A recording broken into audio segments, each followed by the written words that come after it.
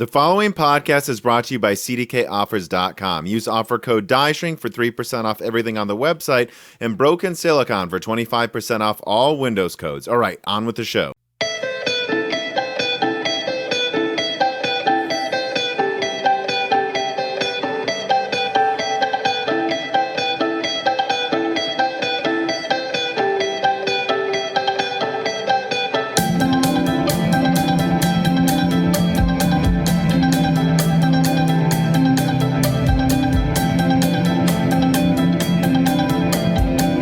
Welcome to Broken Silicon, a gaming hardware podcast. I am your host, Roman Candle Tom, and I'm joined, as always, every other week by my co-host.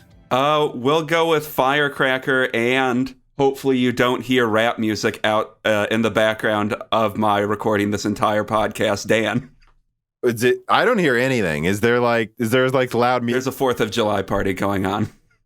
So if you guys couldn't guess, we are recording this on the 4th of July because you all matter to us so much. And also this was taking a few hours, prepping a day ahead of time with all of the notes and then double checking. And it's also the best time for our schedule, for being honest. But we're very, very patriotic day to be recording this Broken Silicon. I said Roman candles because that's my favorite fireworks. So yours is firecrackers, just the normal ones? The first one I thought of, and I didn't want to go too crazy. Not Snappets? Not those dumb little things? Snappets are kind of the coolest. Those and the little smoke bomb things you get every once in a while. Those are very useful for airsoft. Those are good. They are good for airsoft, yeah. Which I guess I'll just say it now. People know I played a lot of airsoft in college. But I like Roman candles because they're fun to use responsibly, right? We'll just leave it like that. We'll leave it like that. We already had to restart this recording, just so everyone knows, 2 times because we got way off the rails and possibly inappropriate twice in a row. Yeah, I mean, at least we did it within the first minute or so. But yeah, we should be careful with the YouTube algorithm in the first few minutes. Well, and other podcasts. I think most podcast apps couldn't care less, but you never know. If you say something weird in the first 5 minutes, it can be flagged. We're allowed to just, for example, let it all hang out on Patreon. Yeah. I don't know. It's been very nice out. I think actually I'll just jump right into these opening reader mails. Timo writes in. He says, any problems for the Moore's Law's dead workflow or daily life from this North American, U.S., Canada heat dome phenomena and weather? No, in Nashville, it's actually been colder than where my parents live. Our parents live in Minnesota, and significantly cooler than like Portland or Seattle no, it's honestly been like 80 to 90, not humid here. For me, it's been, it rained like 3 days in a row recently. So like the humidity is finally down a bit. Like 4 or 5 days ago, for about a week straight, it was super humid every day, which was not fun. But now it's pretty nice out. It's like 70s. But it's not like 100 Yeah, okay. I was going to say, I thought in Massachusetts it was pretty nice, though. Well, no, it was in the hundreds near 100. Oh, it was? Near 100 for a few days, I would say. In real temperature or real feel? Whatever, I think real temperature. Oh, geez. Yeah, so it was hotter than here. Yeah. Well, I mean, that's not as bad as it is in some places. I mean, at least I will say for most of the workflow, which of course happens for me in Nashville, it's been perfectly fine. It's gotten a little warm upstairs where this office is a couple times, but I did something recently to make it cooler. The air conditioning vent in here, the way the vent was positioned just kind of shot it at a downward angle towards the carpet. And I was just like, I notice it's very cold under my desk. Let me go over here and do this. And I just flipped the vent upside down so that it flows the air across the ceiling in here. And now it's actually been cool like every day I've been working, even if my PC is mining. And I really wish I would have done that a while ago. Yeah, that would have been nice. But to answer Timo's question and continuing what we were saying about weather, no, it's been pretty nice here. Although we are aware that it is unseasonably warm in the Pacific Northwest. This is not a weather show. Let us move on. Carbon Cry writes him, Tom, I have to say it was stupid of you to say you got a Mini. Now everyone will know who will pull the Nashville job.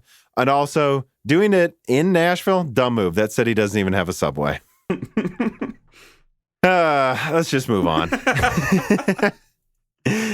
Listen to the last episode if you want to know what he's referencing. This is an Italian Job, good, great, okay movie. What do you think? I think we liked it when we were younger. I would need to watch it again to honestly reevaluate it, because like when you're like 8, you like a lot of stupid movies. So I don't think it's doubt stupid. It was stupid. I don't think it's stupid. I think there are people that I've heard say it's a good movie on like podcasts and such. But people you respect, opinions of people. People with opinions you respect. Yeah, so maybe it holds up. Maybe if I watch it, I'd be like, that's a pretty good movie. But I'm not going to pretend 8-year-old me had good movie taste. Although I think I did have better movie taste than most 8-year-olds. All right, let us move on then. These more lively and goofy reader mails to corrections and omissions. AC666 writes in, "Hi Tom, correction for Broken Silicon 107. The latest version of the PS3 cell processor is actually on 28 nanometer, not 40 nanometer, which is what I guessed it was in that episode. That said, your point still stands, and I agree with you, which was that Sony can't use this forever for PS Now. It's absurd that they would keep using an outdated processor. It says, with rumors of a remastering engine sometime last year, Sony obviously can make and definitely needs some emulation layer for PS3 and prior era. As someone whose first Sony console is a PS4, I'd love the chance to actually play older titles, like I did with Star Wars Bounty Hunter. Heck, Sony's still working with Lisa Su, some nerd who once upon a time was head of IBM's Emerging Technologies division, and approached both Sony and Microsoft about their console business, so it'll have to happen eventually. Just hopefully it's not too late. And no, AC is definitely right about this. Thank you for writing in. I think I now remember a little bit reading this years ago, but yeah, there's this article I put in the description from 2013 that Sony moved PS3's final revision to 28 nanometer right when they were launching the PS4. Mm-hmm. So I didn't remember that recently. And I don't think it lists that on a lot of websites. So that makes some sense then why they're still using it. They probably like die shrunk it one more time and then did a huge production run for their servers. That being said, though, they do have to be developing an emulator at some point, or else like PS Now, games will just have to disappear from PS Now unless they can keep manufacturing cell processors indefinitely, which I don't know who is, if they're, I don't think they're still manufacturing them, and I don't know if like there's any way they could manufacture more. Well, and I mean, let's just be honest. This is what people want. They don't want to. Some people want to be able to stream the games every now and then. They see that as a bonus, for sure, a bonus on top of like. But you have to admit, when Sony added the ability to download some of the games locally with PS Now, they like doubled their subscribers. Yeah, and Game Pass is, I don't know, is it a factor of 10 bigger than PS Now at this point? And that lets you download all of them. People want to play their games on local hardware. They don't want the streaming compression and all of the other downsides that come with streaming a game. People want to play games locally. And their competition's doing it so much better than them. I get why they're still using the cell now, because 28 nanometer still isn't actually complete garbage, if you ask me. I'm sure especially those 28 nanometer cells use very little energy compared to like what the 90 nanometer or something. Don't write in with a correction again, whatever it was. But I think it was 90 nanometer. I'm sure it's like, so yeah, it's like 4 die shrinks later. Like I'm sure that thing uses no energy, but still, it's time, you know? Yeah. All right, then let us move on. Speaking of efficient processors, let us move on to story number 1. Zen 4 128 core Bergamo leaked. AMD is still not sitting still. Much of the leaker sphere has been debating whether Zen 4 scales past 96 cores. Many claim Genoa stopped at 96 cores, but maybe something else was coming, and Adored TV put his foot down first, saying some sort of 128-core Genoa was coming. Well, now we know, thanks to yours truly, Bergamo is coming with 128 Zen 4 cores in short and in summary, Genoa launches first in 2022 from AMD, and by all accounts, it does stop at 96 cores. But after Genoa and before Zen 5 Turin, Bergamo launches. Bergamo, called Dense Genoa by some MLID sources in the past, is indeed 128 cores, clocked slower than Genoa, and possibly with other tweaks as well. Genoa is meant to crush Sapphire Rapids with similar clock speeds and what is it? Would it be like almost 50% higher core counts? Oh no, over 50% more cores, at least at launch. And Bergamo is clocked lower and more so meant to compete with upcoming ARM and Apple server chips. Since the video came out, Tom confirmed his unconfirmed source is now confirmed as well. And another source admitted it is Bergamo and has 128 cores. So, based on the investigation and Tom's recent video and these two updates after posting it, 128 core Zen 4 is confirmed, people. And by the way, that now means Moore's Law is Dead knows much more about Navi 31 and Nvidia's upcoming GPU architecture from this same source. Although honestly, if you want to know more about Navi 31 now, just watch my last two videos about it. I've been told they're almost entirely correct. Well, woo!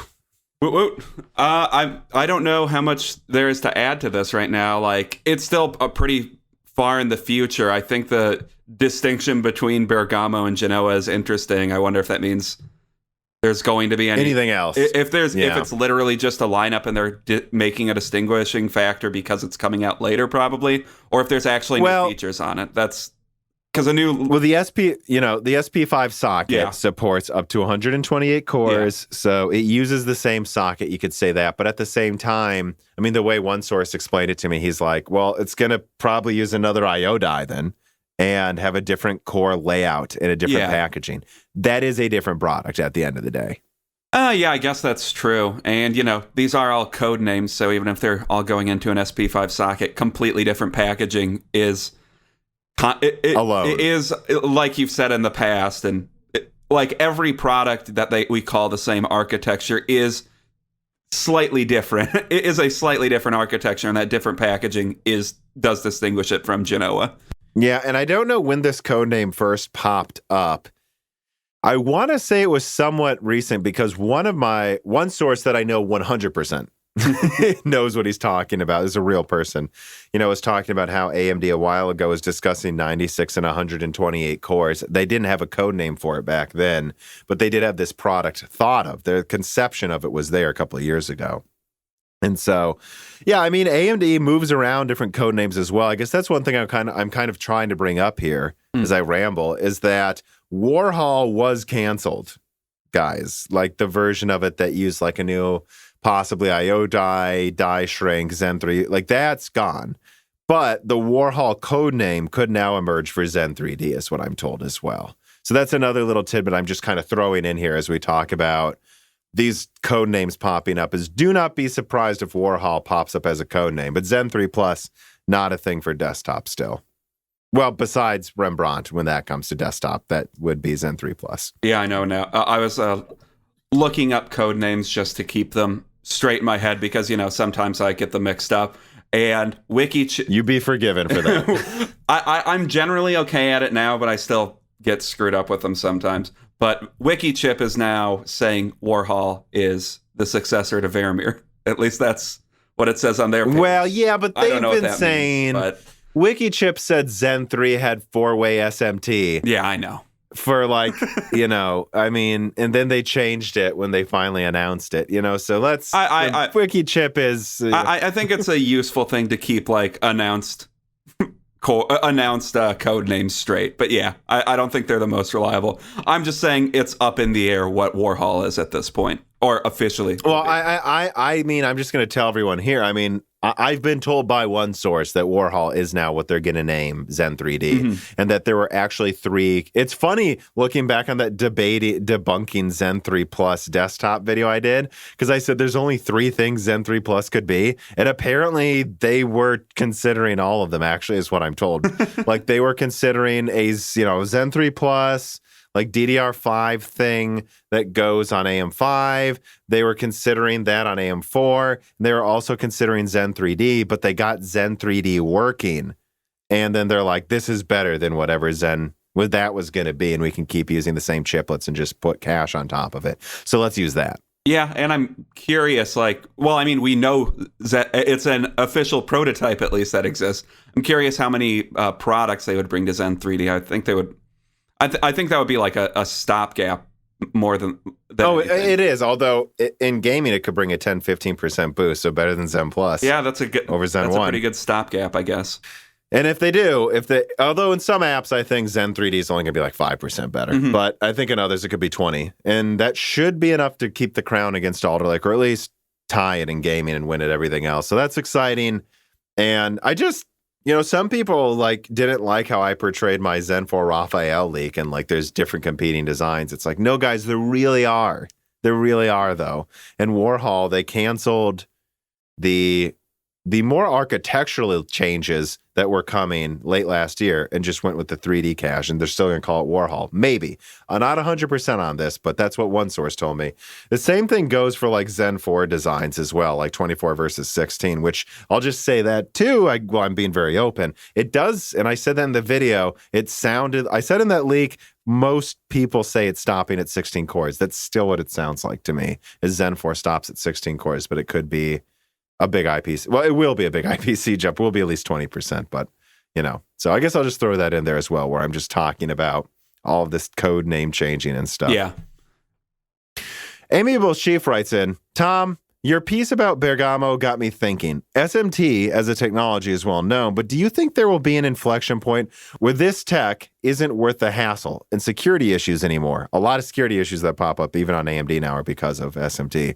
Simply because the sheer number of cores makes SMT obsolete. In this journey towards this non-SMT future, could there be a hybrid between cores with and without SMT on the same chip package? Well, yeah, it's called Alder Lake. And then they're doubling little cores instead of adding more SMT cores with Raptor Lake. But the way I think about it is I don't think SMT is ever going to be entirely obsolete. I think you'll start to see some more products without it, but then you'll see other products that have a ton of it. The way I see it is when you look at these high IPC cores, look at the IPC increases we've been getting from AMD, and that I believe we're about to get even bigger ones from Intel over the next few years. At least relative to what we've been getting recently. I guess I don't know if AMD will beat them. But I think you get to a point where the core is so powerful that parts of it are idling if you don't have SMT.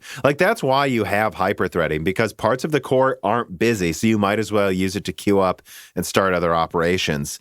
And so I think SMT has a future in these big, high IPC cores that I know Intel's working on, mega IPC architectures. And I could see SMT4 being implemented, which I hear both companies are still considering. SMT4 being implemented when we get into these doublings of IPC that could come in 4 years. That's where it's well, so much of it's idle, it's, four-way SMT. And I think the only way that a four-way SMT wouldn't ever come to fruition, or I don't know, even see it just a regression of SMT. I feel like big cores would still have at least 2A SMT, but yeah. But is if they can just pack so many little cores on, and you really only need the 8 big cores for certain specific tasks. If you have, I don't know, 64 or 96 little cores on in 2025 or something like that. Yeah, which we might know about that, huh? Just products coming that are just a bunch of little cores, but that I'm not talking about yet. And similar things AMD's working on, So I think you're going to see both. I think you're going to see designs with both big fat SMT laden cores, little cores, all big cores. Look at the Alder Lake lineup. They're still planning to make most of the i5s based on what I've been told. No little cores, and yet with Raptor Lake, they're doubling it. So there's just a lot of different products both companies are working on. Andy1299 writes in, this is an important one for me. Any insight into whether the Bergamo cores are not standard Zen 4 cores, little cores? The real threat of ARM and data center is not ISA or low power. Power is 4% of the cost of IaaS these days. It is die savings from simple cores for standardized tasks. In other words, things like AWS Graviton for web servers. Could be a slimmed down Zen 4 single-threaded to take in ARM monster core servers, in my opinion. It also is a handy test ahead of Big Little for Zen 5. Also, big little makes no sense in data centers where you are more likely to have one architecture to deal with one type of workload. Yeah, maybe I know about, like I said, something coming that is what you're talking about, Andy. But it goes, think of hyperscaler data centers as modern factories with economies of scale and specific workloads. Yeah, right. I mean, that is a good question, and I don't think we can rule out some changes in the Zen 4 cores for Bergamo, but I can't say I can confirm it. Like, I'm not going to pretend I know more than I know. So for now, I have nothing else to add. For now, the way everyone's talking about this, multiple sources, is it's just, I mean, literally some people were calling it dense Genoa. Some of my Intel sources were calling it dense Genoa. So they didn't have the code name, but they're like, we know they're working on this. I think it's just the chiplets. There's more of them close together, more heat, but then they clock them lower. I don't know if they would disable hyperthreading on that. That'd be an interesting development, but I think for now it's just Zen 4. But again, who knows? I can't say for sure, yet. Let us move on then to story number 2. EVGA announces it will be making motherboards for AMD, and here's the write-up. Finally, EVGA got tired of losing out on that sweet market share being lost by Intel to AMD, and thus have announced they will be making motherboards for Zen processors. Whether Intel Alder Lake and Aptor Lake are good or not, AMD is definitely here to stay in do-it-yourself gaming, and that means companies limited to Intel's motherboards are missing out on a significant amount of market share Intel used to seemingly permanently occupy, but it wasn't permanently occupied. AMD's been gaining market share. You guys, you can check a link in the description that shows it. It's worth mentioning that this will not be a limited set of SKUs either. EVGA is planning to be a full AMD motherboard lineup manufacturer. Oh, and I will also say that based on what I know, Jensen signed off on this decision, if anyone is wondering, and thus it's highly unlikely he will approve of EVGA making AMD GPUs anytime soon. Because that is a thing I saw a lot of people saying, is like, oh, when are they making graphics cards? I can't say for sure they won't, I guess. I don't know. I won't claim to have a bunch of sources in EVGA, but I will say that I heard that Jensen signed off on this, and I do not think EVGA will be doing that anytime soon, nor do I believe they need to. NVIDIA's market share seems to be doing, as critical as I am of Ampere, here I am with a bunch of Ampere cards surrounding me, so they're selling just fine. Yeah, and Ampere is still the better selling architecture overall, right? Like, significantly? I believe so, but it's hard to tell what that even means when you have miners involved, and market share analysis is completely effed right now. Not in CPUs, though. I guess I'm curious. I don't why it took EVGA so long to do this. Was there some weird contract they had with Nvidia to, or with Intel? Yeah, or you mean? Well, to keep their products off of AMD platforms specifically. I don't think there was ever weird, that would probably be illegal. Yeah, that would be an antitrust case probably, but. No, there's no official rule they couldn't have any time. I think it's just when you look at AMD, again, I think it takes time for people to wake up to changes in these industries. I think when you look and you see AMD launch Zen 1 and it's like, oh, they took market share. It's like, yeah, they didn't have any in gaming, And it's like, and then Zen Plus comes out and it's like, okay, so now they're on par with Intel at everything pretty much, except for gaming by maybe 10%, whatever. And then Zen 2, oh, and AMD's just the best. Zen 3, oh, AMD's really the best. And then you hear about Zen 4 and you're like, okay, we've got to... AMD could get to like 40%, 50% gaming market share. We have to be making these motherboards or we will be profiting less in this division. Yeah, that's true. I guess why would EVGA, which, mostly focuses on gamers, I feel like, why would they pivot to AMD until they feel like they need to? Because I'm guessing that's going to, go to a lot more R&D budgets that they now have to factor in. The one thing I also want to add to this story, besides kind of like firming up and outlining, what's really going on here. It is a full lineup. It's not just high-end ones. And there's no plans from what I've heard for them to make AMD GPUs anytime soon, nor do they need to because NVIDIA's market share is fine. But I wonder if they'll want to after RDNA 3 launches. We'll have to see. Well, or Intel even, Intel graphics cards. You never know. I mean, I don't know what Intel's like mind share is right now. Intel were to come out with a new good graphics card right now, their public view is down a little bit than what it's been in the past. So I wonder how well that will sell. But, I could see it selling pretty well still. Intel, I think, is mostly highly regarded outside of DIY. Well, I mean, though, I think one of the major problems with all of that talk is, based on what I'm told, Nvidia really has like an iron grip over EVGA as a company without going into how they control them. There's like consequential it's not just like they like them, guys. There's something going on in the background between EVGA and Nvidia, as you would think, being like they're the Sapphire of Nvidia graphics cards, except even closer related to Nvidia. They should almost be thought of as an Nvidia a wing of Nvidia, honestly. Like when you think of EVGA, you think of Nvidia, and so making other competitors' graphics cards would take some pretty big stuff to happen. Yeah, and like the only other AIBs I can think of that have that strong of an association are Sapphire with AMD. And AMD, who has made some of their reference cards. Yeah, that's true. That's basically the closest, and it's even closer than that between those two. But the only other thing I want to add to this story, though, is it was somewhat of a surprise, though. It's not like this came out of nowhere. Yeah. I even sent it to one of my best sources who keeps an ear to the ground of this market. And he's like, holy shit. Like, he didn't even know when it was announced. Like, this came kind of out of nowhere.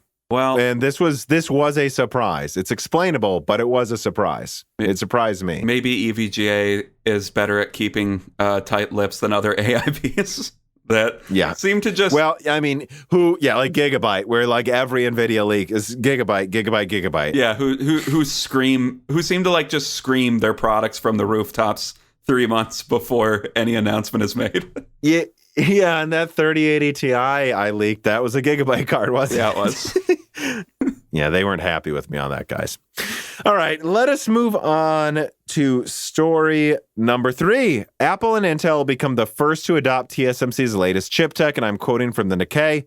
Apple and Intel have emerged as the first adopters of Taiwan Semiconductor Manufacturing Co.'s next-generation chip production technology ahead of its deployment as early as next year, Nikkei Asia has learned. According to TSMC, 3-nanometer technology can increase computing performance by 10% to 15% compared to 5-nanometer, while reducing power consumption by 25 to 30.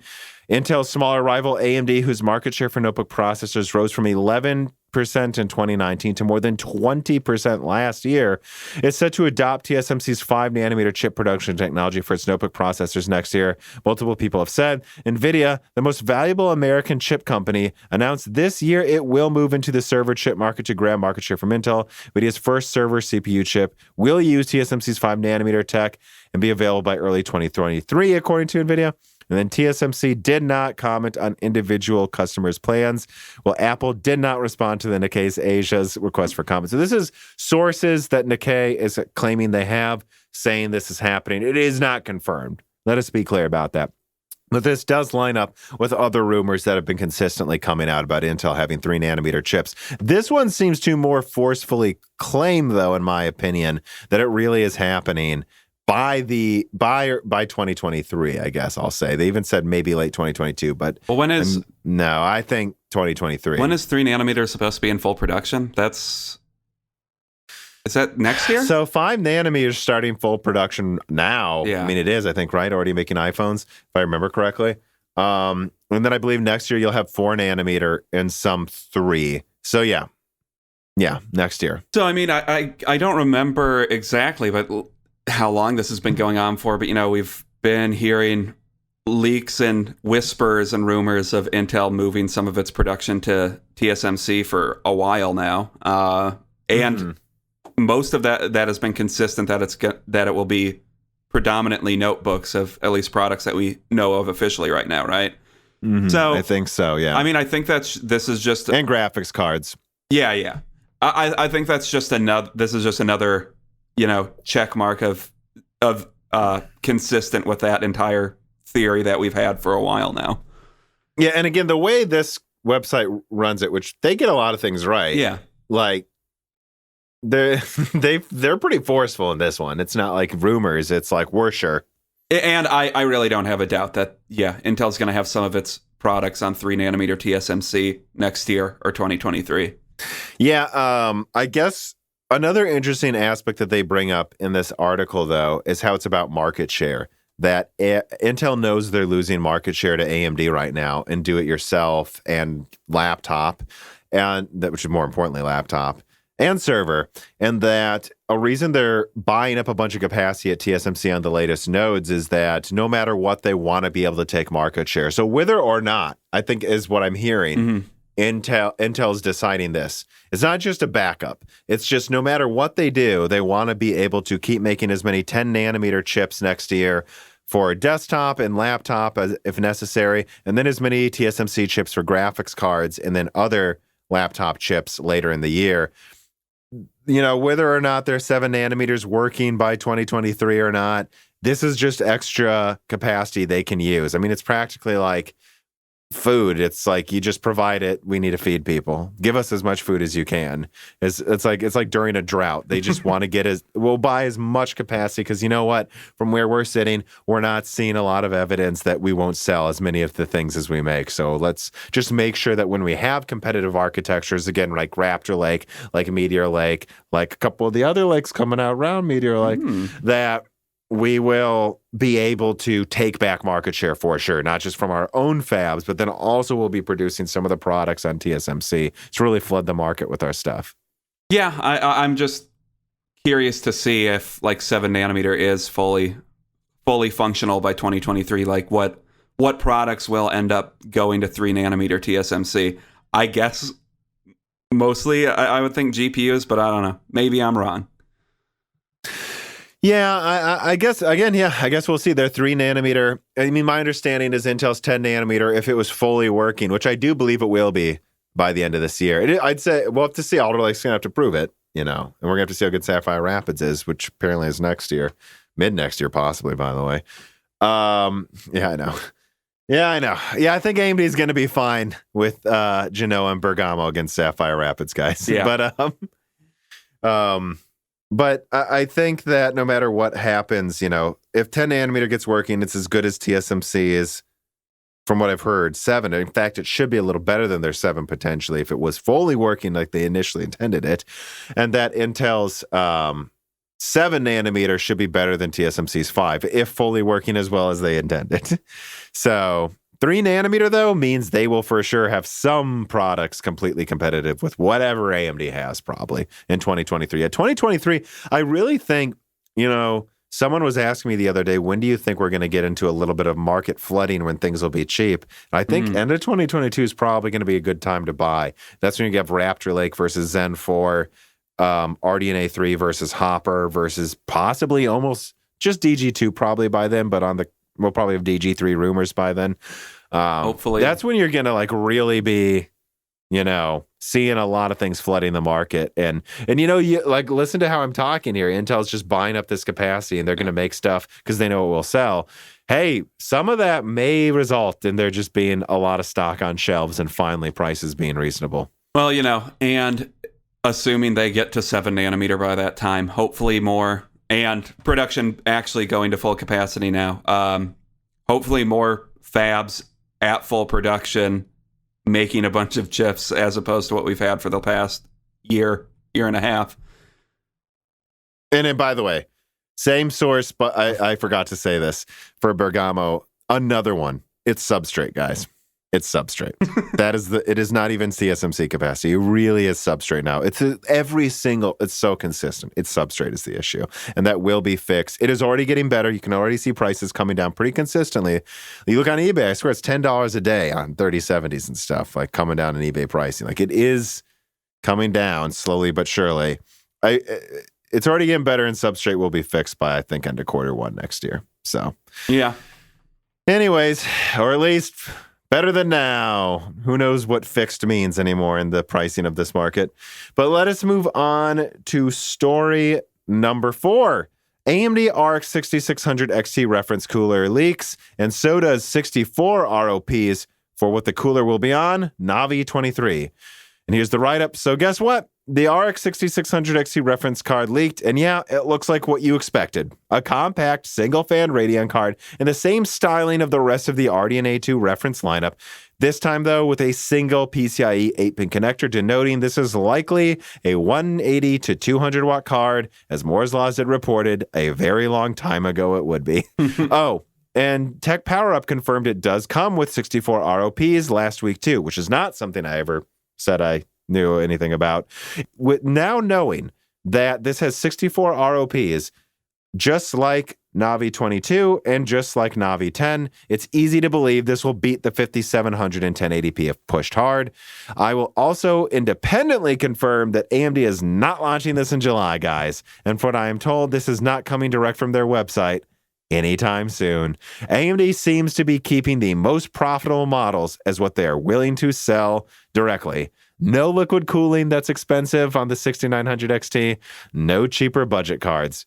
Just the high margin 6700 XT, 6800, 6800 XT, and 6900 XT, non-liquid cooled. The AIBs can produce our lower margin stuff for us, sell our lower margin, or sell them for frickin' $2,000 on anyway. Although those prices are coming down, but yeah, I mean, that will be weird then with the 6600 XT kind of then not having an official MSRP. I mean, I assume it will sell for what?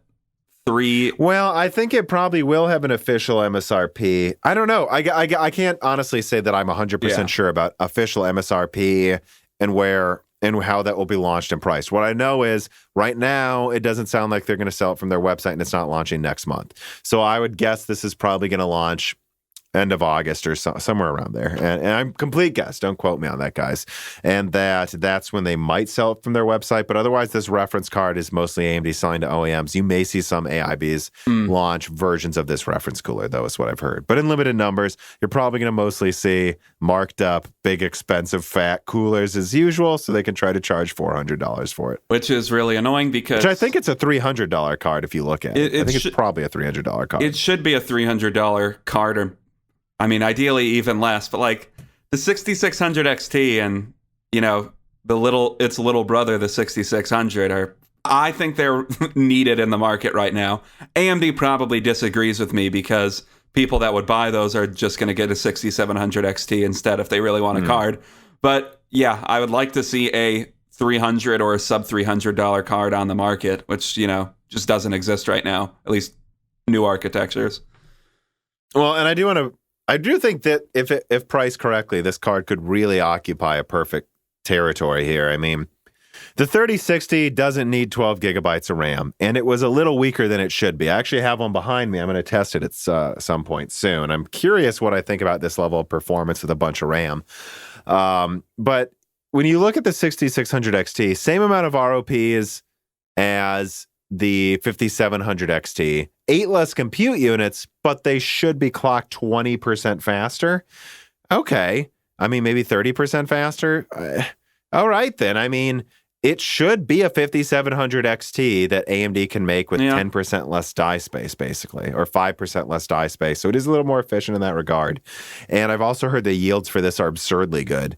And then you give it, the only limiting factor is 32 megabytes of infinity cache, which should be enough for 1080p, but I've heard it does fall apart a bit in 1440p. I'm really curious to see. I've heard that pretty consistently, actually. I'm really curious to see how, what is that, how 3 times less infinity cache will affect performance, all other things being, you know, different. But I'm curious how that performs in like 1440p, or if it really does just, this is truly a 1080p card with 32 megabytes of infinity cache. I have heard, though, that integral to launching this card was having FSR out first, because FSR lowers the amount of cache used with its algorithm, is what I've heard. And so what they would say is, oh, well, in 1440p in FSR, it's fine. And look, now it's, you know, basically a 6700 XT for less money. You know, I think at $300, this is an efficient card. This is a card that will crush 1080p, 144 hertz gaming on ultra settings, and 8 gigabytes is plenty for that. And then if you want to get into 1440p, it's probably about a 5700 or something, and good enough if it's $300. That is better than the last generation. Yeah, and I wonder if some AIBs are going to come out with models that are clocked over 3 gigahertz at this point, because at least... I don't think so. I think you could see 2.8. Okay. What did you read? Did I miss something? Video cards, it's their speculation says 2900 megahertz. Hey, if it's 2900 megahertz, this is going to murder 1080p. I can't say that I'm sure it won't be. So I would just kind of guess. I mean, look at it, though. Here's what I would say. I think people overestimate the upper limits of RDNA 2 because that's just eventually a limit. Like when you look at the 6700 XT, its base clock is higher than a 6800 XT. But I don't see, guys, my 6800 XT that I reviewed hit 2.8 gigahertz fine. I don't see 6700 XTs hitting 2.9 ever. So I don't know why you'd think this will hit 2.9. But if it does, that'd be cool. 2.8 does seem to be a number for RDNA 2, because like that's what my card hits, and it seems to just be close to the limit of RDNA 2. You're right. Yeah, it's just if you have better binned ones, it hits 2.8. If you have badly binned ones, it hits 2.6. Mm-hmm. That's about all you can say. But let us move on then. Let us hit story number 5. Nvidia prepares its DLSS upgrade. Here's the write-up. AMD's FSR was all the buzz during June, but now, as expected, Nvidia is preparing its response after allowing, or maybe failing to steal, with the horrible Thai launches, the limelight for a month. Although all aspects of DLSS 2.2.9 are not finalized, it is clear that evermore Nvidia aims to make it entirely visually indistinguishable from native resolutions while simultaneously reducing its ghosting artifacts. So, I've got a couple of links in the description. I would just say that, DLSS 2.2 plans to use a better base, I believe, resolution and try to compete even better than FSR, which has a higher base resolution. But FSR does not use multiple frames to analyze for its algorithm. DLSS does. So they're going to try to probably make it so this is like a firm 10 to 20% boost, but completely no downsides, that's what I want. Here's what I want, guys. I want a firm 10 to 20%, let's even just say 15 to 20% boost, which literally has no downsides. And I just can put that on because usually the difference in running 4K 120 is like 10%, 20%, guys. I'm usually pretty close with the 3070 when the VRAM isn't murdering it, which sometimes it does in 1440p, for God's sakes, NVIDIA. And then also have a mode that is a little worse looking and gives me a 50% boost. Everything else I'm not that interested in. I don't need your crap vision 300% boost, and I don't need the in-between. Either give me 2 modes. Give me one that's indistinguishable and is a free 20%, and give me one that's a 50% but barely noticeable and hard to run games. That's all I really want. I mean, I think the most interesting mode, obviously, is the, lossless 10 to 20% increase in frame rate, or 30%, or once you're at 30%, whatever you can make it. But there's usually a loss in quality, or true loss in quality. If you can double performance with no loss, do it. But I don't think that's happening. But it's like looking at FSR, those performance modes. The performance mode was getting to a point where it was looking pretty iffy in some resolutions. Like 1080p looked like it was just a 540p game pretty much. And DLSS, I think, generally speaking, at the lowest quality modes, at least the newest versions of DLSS avoid that more than FSR does. But I agree. Did you, and I've talked to you about it, obviously we collaborate on all of the reviews I do, but did you watch my overall opinion of the 3080 Ti 6000? I haven't gotten the chance to yet, no. But I think I told you, in some games, it was barely not worth it. Like Bannerlord, it kind of looked visually undistinguishable in quality mode DLSS, but then in the overworld map, it definitely looked blurrier. And there were just bugs with DLSS in that game with it. So I overall would go, I don't know. It's definitely better than resolution scale in that game, which just doesn't frickin' work, I would argue. Well, having said that, I don't even need DLSS in Deep Rock Galactic. It practically has it with how well its resolution scale works with TAA injection. But then there's games like Metro Exodus where it impressed me. No bugs, no freezes, no problems. DLSS quality looks great. I even find DLSS balanced mode with my 3070 was acceptable in 4K. And I could run it 4K 100, Dan, with a 3070 in Metro Exodus ray tracing. And there's a small drop but it was worth it. So Metro Exodus is impressive. I will say that. I just want to throw that in there, people who think I hate DLSS. There are games now that have impressed me. I'll admit that. It needs to be pointed out that the first iteration of DLSS was garbage. 2.0. Crap vision. 2.0 was a little better, but still not. It was generally worth it in some games, but generally worth it. Not like it did not impress me in Control, guys. I'm sorry. Like it did not look as good as native. I imagine that the next iterations of what's about to come out with DLSS, I assume, and future iterations of FSRs, where it's going to get like truly, truly impressive. Where I mean, granted, FSR is impressive for what it is with their first iteration, but there still are some issues to be pointed out with it. Generally speaking, quality mode is, I think, from what I saw, it would be worth turning on quality mode in any game you're playing. But beyond that, like, I don't think I would turn on performance mode in almost anything unless I was really, really trying to get those frames. Well, ultra performance mode looks horrible. Although, to give Nvidia credit, from their website, they say ultra performance mode only meant for 8K as of now. Yeah. Like, it's kind of in beta, and that I will say in Metro, ultra performance mode didn't look as bad as you'd expect, but like straight up some objects were different shapes in the distance.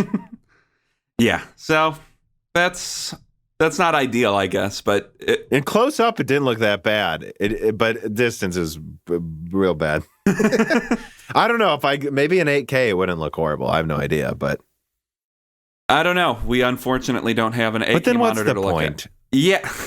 Why? Just run it in 4K with DLSS quality. Why? Like, but so you can pretend you're running it in 8K, I guess. Yeah, I guess what I will bring up that you started touching on is FSR, and that was something in the notes here too. I want to be very clear about something though. AMD is not sitting still either on FSR. I'm already directly told by multiple sources that they have multiple big things that low-hanging fruit they can apply to upgrades for FSR before the end of the year. So yes, a bigger DLSS is coming, but also yes, AMD believes they can improve visual quality even further and performance even further. And I believe FSR is directly competitive with DLSS now in terms of how important of a feature it is. Now, again, a lot of people get mad when I say that because they are not the same thing, which they're not, and I've done whole videos saying that. But at the same time, at the end of the day, people will compare them and think of them in the same way. And whether it's a direct competitor or not, it kind of makes all DLSS modes before DLSS 2 look silly, and it's far better than them overall in usefulness. And they have stuff coming to make up for whatever NVIDIA is working on as well. So that's very exciting, though. I like what you're saying. I think by the end of the year, and you're seeing NVIDIA implement DLSS in more and more games. It's very exciting to see that no matter what, we're going to have a way better FSR and DLSS. And I think both of them will be very well supported by the end of the year as well. Yeah, and I want to see. I've heard developers say they implemented FSR into their games in 2 hours. Okay, I want to see a bunch of games with FSR soon then. Yeah, prove it.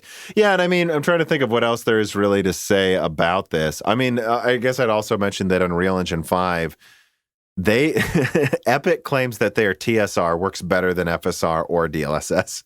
Okay. And they just made their own algorithm for their engine. So I expect a lot of games to use that as well. So I think you're seeing, and I know that Guerrilla Games with their Decima engine has effectively had a version of DLSS for years as well that they've been using. People can look up some of the interesting stuff they've done with some of their games, and it is impressive sometimes. So I think you're seeing a lot of studios just making their own competitors as well. And I think we are almost to a post-resolution arguing era here where it's going to get, there's a reason, we're going to get to a point where, especially on consoles, it's like, does the game look sharp or not? The answer is yes. Yeah. Again, they're like Demon Souls, which apparently uses some TAA injection method from a 1440p image. I think that looks sharper than some 4K games I played, and that's just hilarious to me. And I think there's some games on PC that look like Deep Rock Galactic that looks sharper with a lower resolution scale than like Bannerlord in full 4K potentially. Yeah. It's actually kind of funny. Yeah, it definitely does actually. Yeah, I mean, and that game has relatively simple graphics, but it's a very, very sharp-looking game. Yeah. Yeah, it looks sharper at lower resolutions than Bannerlord does, which is just funny. Let us move on, though. Carbon Cry writes in, I have a new angle on the VRAM thing. VRAM is not just used for a game, and this is completely missed by benchmarks on pristine Windows reinstalls with no apps running in the background. I just heard a guy describe performance issues in Wolfenstein New Colossus at 1440p with a 3070. Simply having Discord and Firefox with a couple YouTube tabs in the background overfills the totally fine 8 gigabytes of VRAM on a 3070, and performance in games can plummet, even if in some benchmarks they don't show it. Just thought it was a fun anecdotal data point. 8 gigabytes is not enough, sometimes even at 1440p. Yeah, I found that. I found that I had to turn down a couple settings to run Resident Evil 2 in 1440p, and that when I benchmarked Resident Evil 2 on my 3070 in 4K, there were some sections, long sections of the game that were fine, but then others were, boom, now here's a fourth the frame rate. And then even in 1440p, that could happen if I didn't lower the VRAM settings. So I know people, like, I just want to point that out, you know. I know people say, oh, Hardware Unboxed didn't find that. Yeah, it's a fresh Windows install, and yeah, it's without sometimes things running in the background. And did they play through the whole game, in the whole game to test it? Because in some of the later sections, even if you go back to a previous era, I've noticed it uses more RAM and plummets frame rate. 8 gigabytes really is kind of almost to the point where it's like you need 6 gigabytes for 1080p, ideally 8. And then for 1440p, it's like you need 8, ideally 12. In 4K, you need 12, ideally 16. I don't know. It gets less and less of an issue the higher capacity you get, I guess. Like, I don't know of any game that's like really killing 12 gigabytes yet, but I do have some games almost using 12 gigabytes in 4K already when I was using the A6000. And it wasn't just, and on the even the 3080 Ti, it was already kind of getting close in some games. Well, and, you know, the most I can add to that is hopefully, like, this is what we're stuck with this year. Hopefully in the future, especially Nvidia gets their act together and we can, you know, ditch 8 gigabytes or sub 8 gigabytes cards. Outside later. of budget cards. Yeah. I think 8 gigabytes will probably, never say always, but for a very long time be enough for budget cards. No, and in fact, I think 4 gigabytes will be enough for 720p probably for a very long time. And that's why I amended that and said sub 8 gigabyte cards. Like, there's no place for those anymore. 8 gigabytes is almost the minimum, I would say, at this point. And, like, I guess if we're making an entry-level card, maybe 4 or 6 gigabytes is fine. If, like, we're talking about, like, a $200 card. But I don't think it's acceptable that the amount of RAM that, especially, like, the 3060 Ti or the 3070 has. Yeah, I'm just going to say it again. I think if I were to redo the Ampere lineup, I think what they should have done is had, like, I think what they honestly should have done is had just gone all out, and they should have just, whether you call it the 3090 or the 3080 Ti, had a 24 gigabyte GDR6X almost full die thing like they did with the 3090. That's fine to go all out with that, but then they should have made the 3080 like a 24 gigabyte normal GDR6 card and just said F it. And hey, look, GDR6 is like $6 a gigabyte. They could have easily afforded to make it 800 instead of 700 and given it 24 or even 12. And then the 3070 should have just had the full die and 16 gigabytes. The 3060 should have just been cut down 3070 with 8 or 16. No, with 8 gigabytes. And then the 3060 should have had 6 gigabytes, but been like 280. I mean, that would have been a lineup that makes a lot more sense and looks less stupid. Yeah, but that instead they've got this bizarre situation where if you want 12 gigabytes, your two options are a 3080 Ti or a 3060.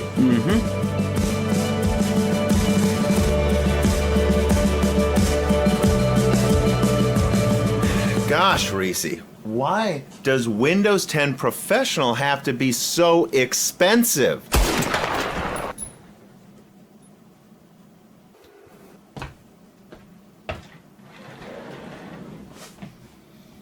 Don't listen to that, nerd. Listen to me. You can get all the great Windows and gaming keys you need at CDK Offers. I have a plan.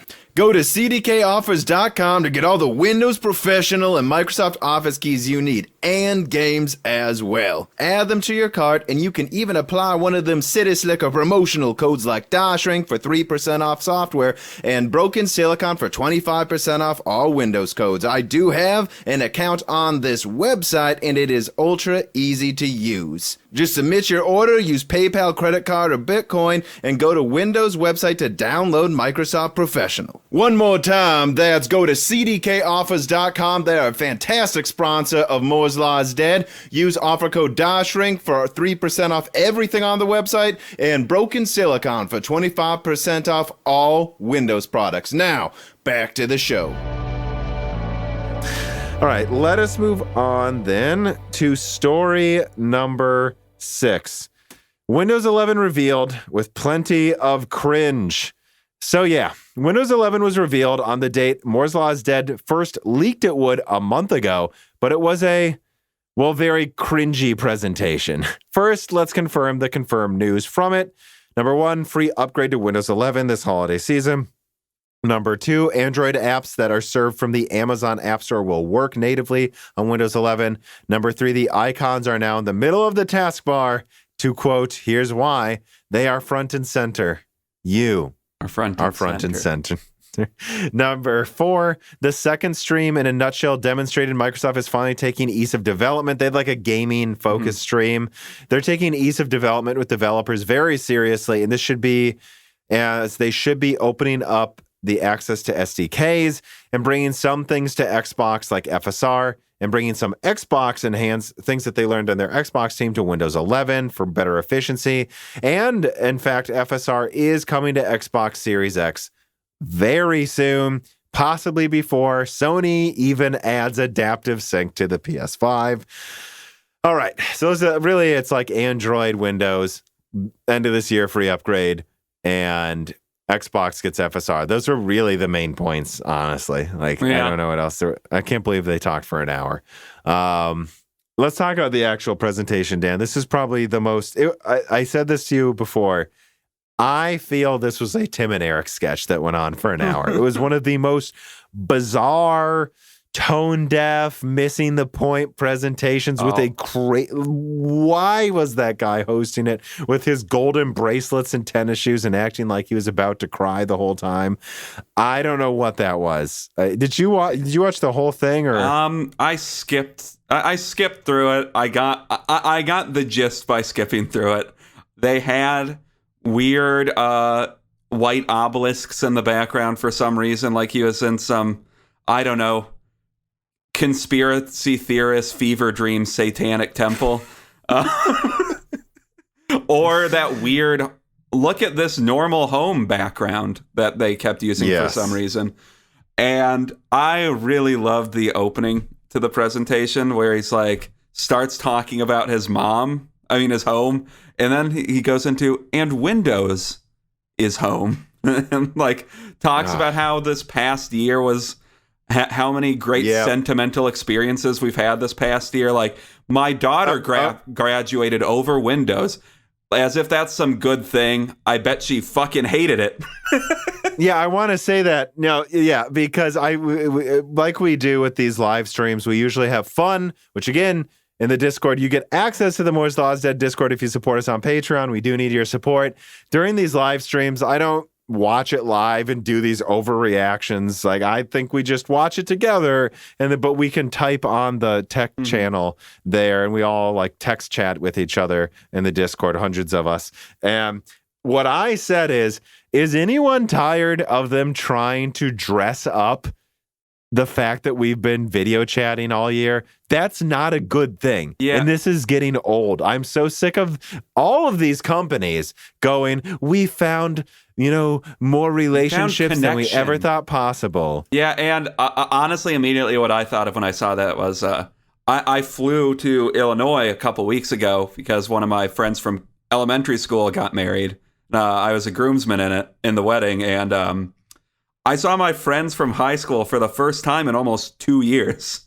And Jesus, like I didn't... the difference of seeing them in person. Yeah, like The following Monday, my coworkers or lab mates, I guess, were like, "You look a lot happier than usual." It's like, oh, I didn't realize how much soul crushing it's been. Like, you just got used to it. And no, it sucked. The year sucked. Stop trying to pretend it was good.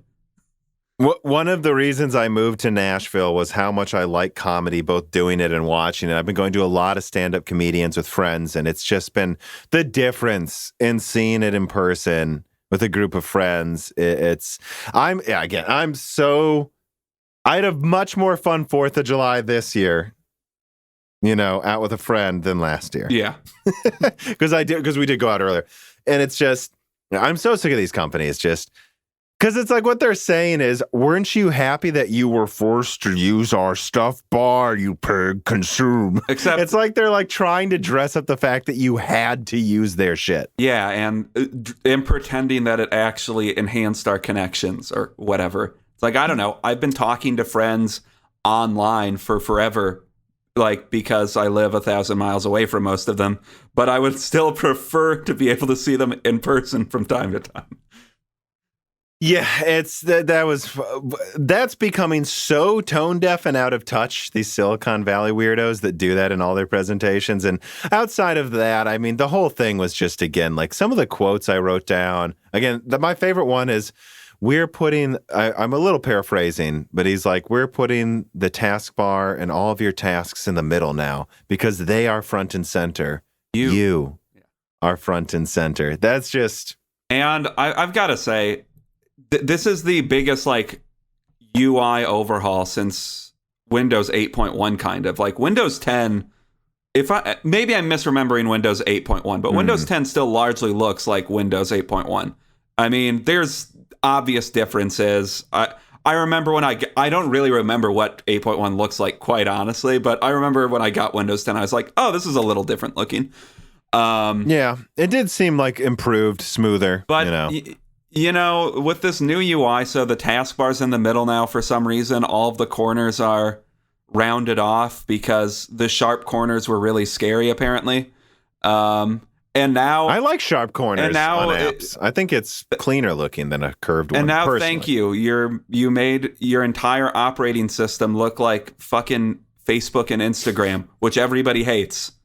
Like, I just don't get it. Yeah, I mean, I don't get I don't get the new modern web design philosophy of making everything curvy and bubbly. It looks like shit. Hey, I don't. And, some people would disagree with us. I'm sure a lot of people would. They wouldn't be doing this if some people didn't like it, I assume. But from my perspective, I loved the Windows 11 without arrow look. I like the non-see-through, clean, solid colors and not rounded, sharp corners. I like the sharp, deep colors without see-through. I don't need this bubble clear crap. It makes it hard to see everything on top of everything else because now it's all clear. And the biggest feature that I'm not sure if I'll use it, but we'll see. Hopefully it won't be annoying and get in your way, is the new snap features, how you can do custom. I did like that in Windows 10. Well, how they're adding a custom patterns for it, so you can do the 2 thing, or you can have 3 snapped into a window, or you can have 4 in like 4 in like the 4 different corners. So that I could definitely see that being useful for sure, like writing. Or if you have like a 5K screen, you can do 4 things on one screen at once. Yeah, I mean, I can see that being useful. Yeah. So of all of the things I saw in Windows 11, honestly, that was the most useful looking thing I saw, or upgrade into the operating system that I could imagine myself actually taking advantage of. Right. And now that we're moving past making fun of the cringe fest, I mean, I'll also bring up, they are the direct storage, the rapids, which I've had developers tell me Windows Direct Storage actually should allow games to load very fast. Maybe not quite as fast as, like, again, I say ideally a PS5 because half of the PS5 games don't even fucking use it. But as fast as like Resident Evil 2 does, Resident Evil 8 does on PS5, where it is under 2 seconds. It is like, there's no load screen, it's just fade in, you're in the game. That type of stuff. They're limiting that to Windows 11. Yeah. And that's really annoying that they're doing this again, where they're trying to force you to upgrade. And I do worry about what they will lock down in Windows 11. Outside of that, I would also point out, I mean, I know you looked into this. There's been a lot of hubbub about Windows 11 requiring you. Did you say you told me it was Zen? Isn't it Zen Plus and Coffee Lake Forward is supported. Yeah. I've been thinking about it since we talked about that the other day. I don't think there's a reason. I mean, there's no way around it because they're also going to try to more natively support a lot of ARM processors, I believe, or I'm under the impression of. And I don't think there's any reason. They can claim some type of power savings thing, but like, I think it seems a little arbitrary. They're just limiting it. Yeah, and if there's Zen Plus and onwards, which you have Zen Plus, I have Zen 2, and guess what? I have Whiskey Lake and Comet Lake laptops. So I think everything I have is covered, but it's bizarre they wouldn't include like KB Lake and Zen 1. Although regardless of even though my processor supported, I don't know. I might get a new one sometime in the near future, but we'll see. I don't think I strictly need it, but I guess if I want to upgrade to Windows 11, I have the option. Although we'll see how that develops. I'm not sure. We'll see how. Yeah, I'm not sure if I'm going to want to take. I'm not going to feel rushed to. Now, all I want is Windows 10 to stop forcing updates overnight that crash apps and ruin my encoders and my mining. Well, updates are 40% smaller now, so that means they can fuck up your system 40% faster. All right. But yeah, I mean, I guess, is there anything else to say? I think we hit all of the big beats. I think this could have been a 30-minute presentation, and it was weird that there's just like a Games Pass thing for a fourth of it, or Game Pass thing for a fourth of it. I thought that was odd. Yeah. I don't know why they didn't just save that for the gaming-focused developer part. I don't know. It was a very bad presentation. But look, Windows 11's coming with big scheduling updates. When I said it would, like I said it would. And I'm not exactly excited, though, to be honest, because I'm worried it'll be bad. But I'm not sure it will be. For all we know, it could just be a more solid and stable Windows, which if they do accomplish that is all I want. Yeah, and at the end of the day, if the UI isn't exactly what I love, or it's not like there's a huge change. So, if games actually utilize the speed of SSDs, like, because if you do the math, it's like, I don't remember the speed of your SSD, but if it was being used perfectly, 5.5 gigabytes a second. If it was being used perfectly, I think games would load faster. That's all I'm saying. So yeah, well, I mean, a lot of that's the software, though. They could do better now. That's and true. Some games are pretty fast, but it's I guess we'll have to wait for Windows 11 for them to get the asset streaming and Xbox and PlayStation have, but. Which don't write in and get mad I said that. Admit it, guys. It's ridiculous that PC needs to wait that long for some of these features the consoles have. Although, again, to be fair, it's not like they're utilizing the consoles and PS5 perfectly in half the games.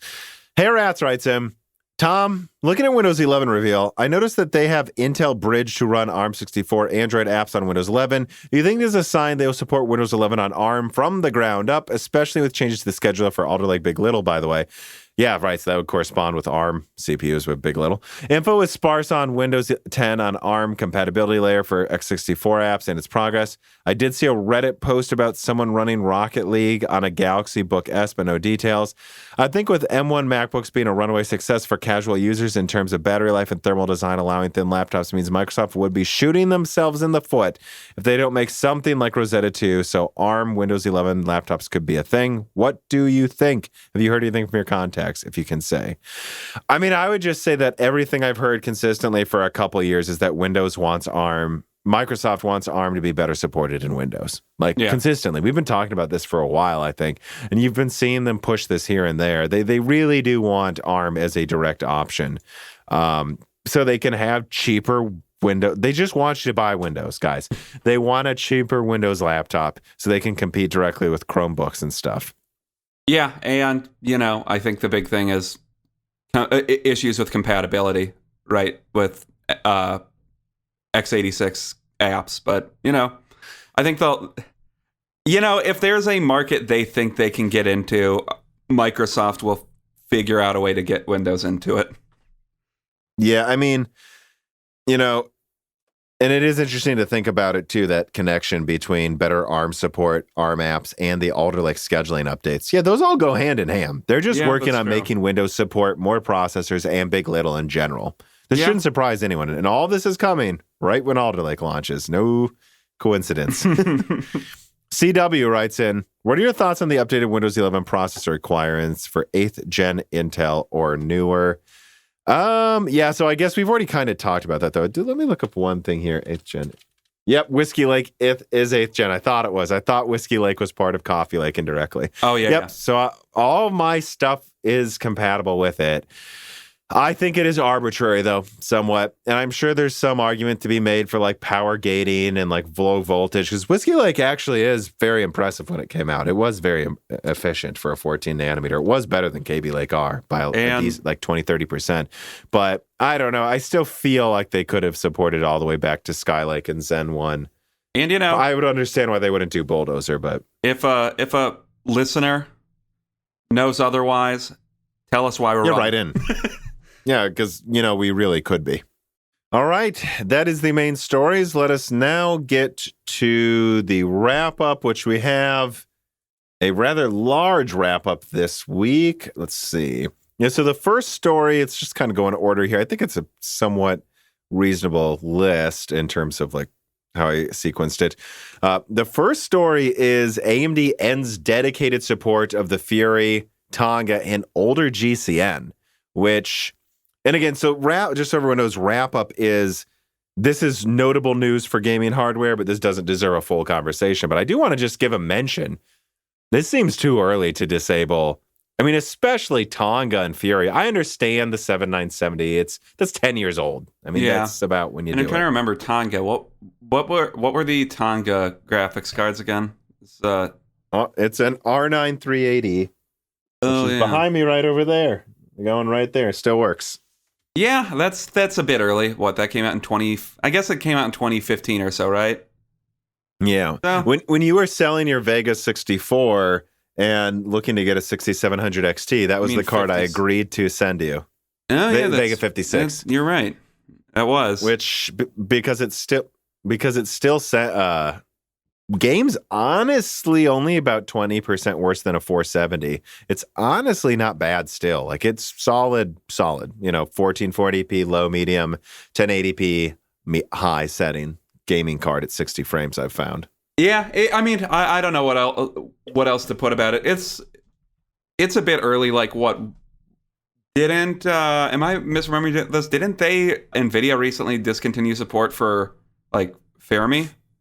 Yeah, Fermi. And I have a GTX 583 gigabyte that I found still games in 1080p okay with like medium low settings at close to 60. Yeah, so Nvidia's supporting their cards for a bit longer, clearly, with that news. But yeah, that's unfortunate. I bet there's a decent amount of people that still have like 380s, 390s in their systems. Yeah, especially 390s and 390Xs. Those ones, you really, if you got an 8 gigabyte 390X. It's a good card. Which at launch was typically a tad stronger than a 480.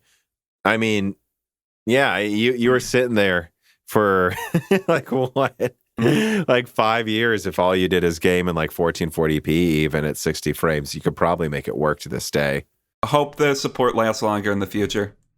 I really do think this is just them focusing on RDNA, and I think I don't think they'll disable Polaris anytime soon, but no. I guess from AMD's, they're still manufacturing it. I guess from AMD's perspective, Polaris and later is all they want to worry about.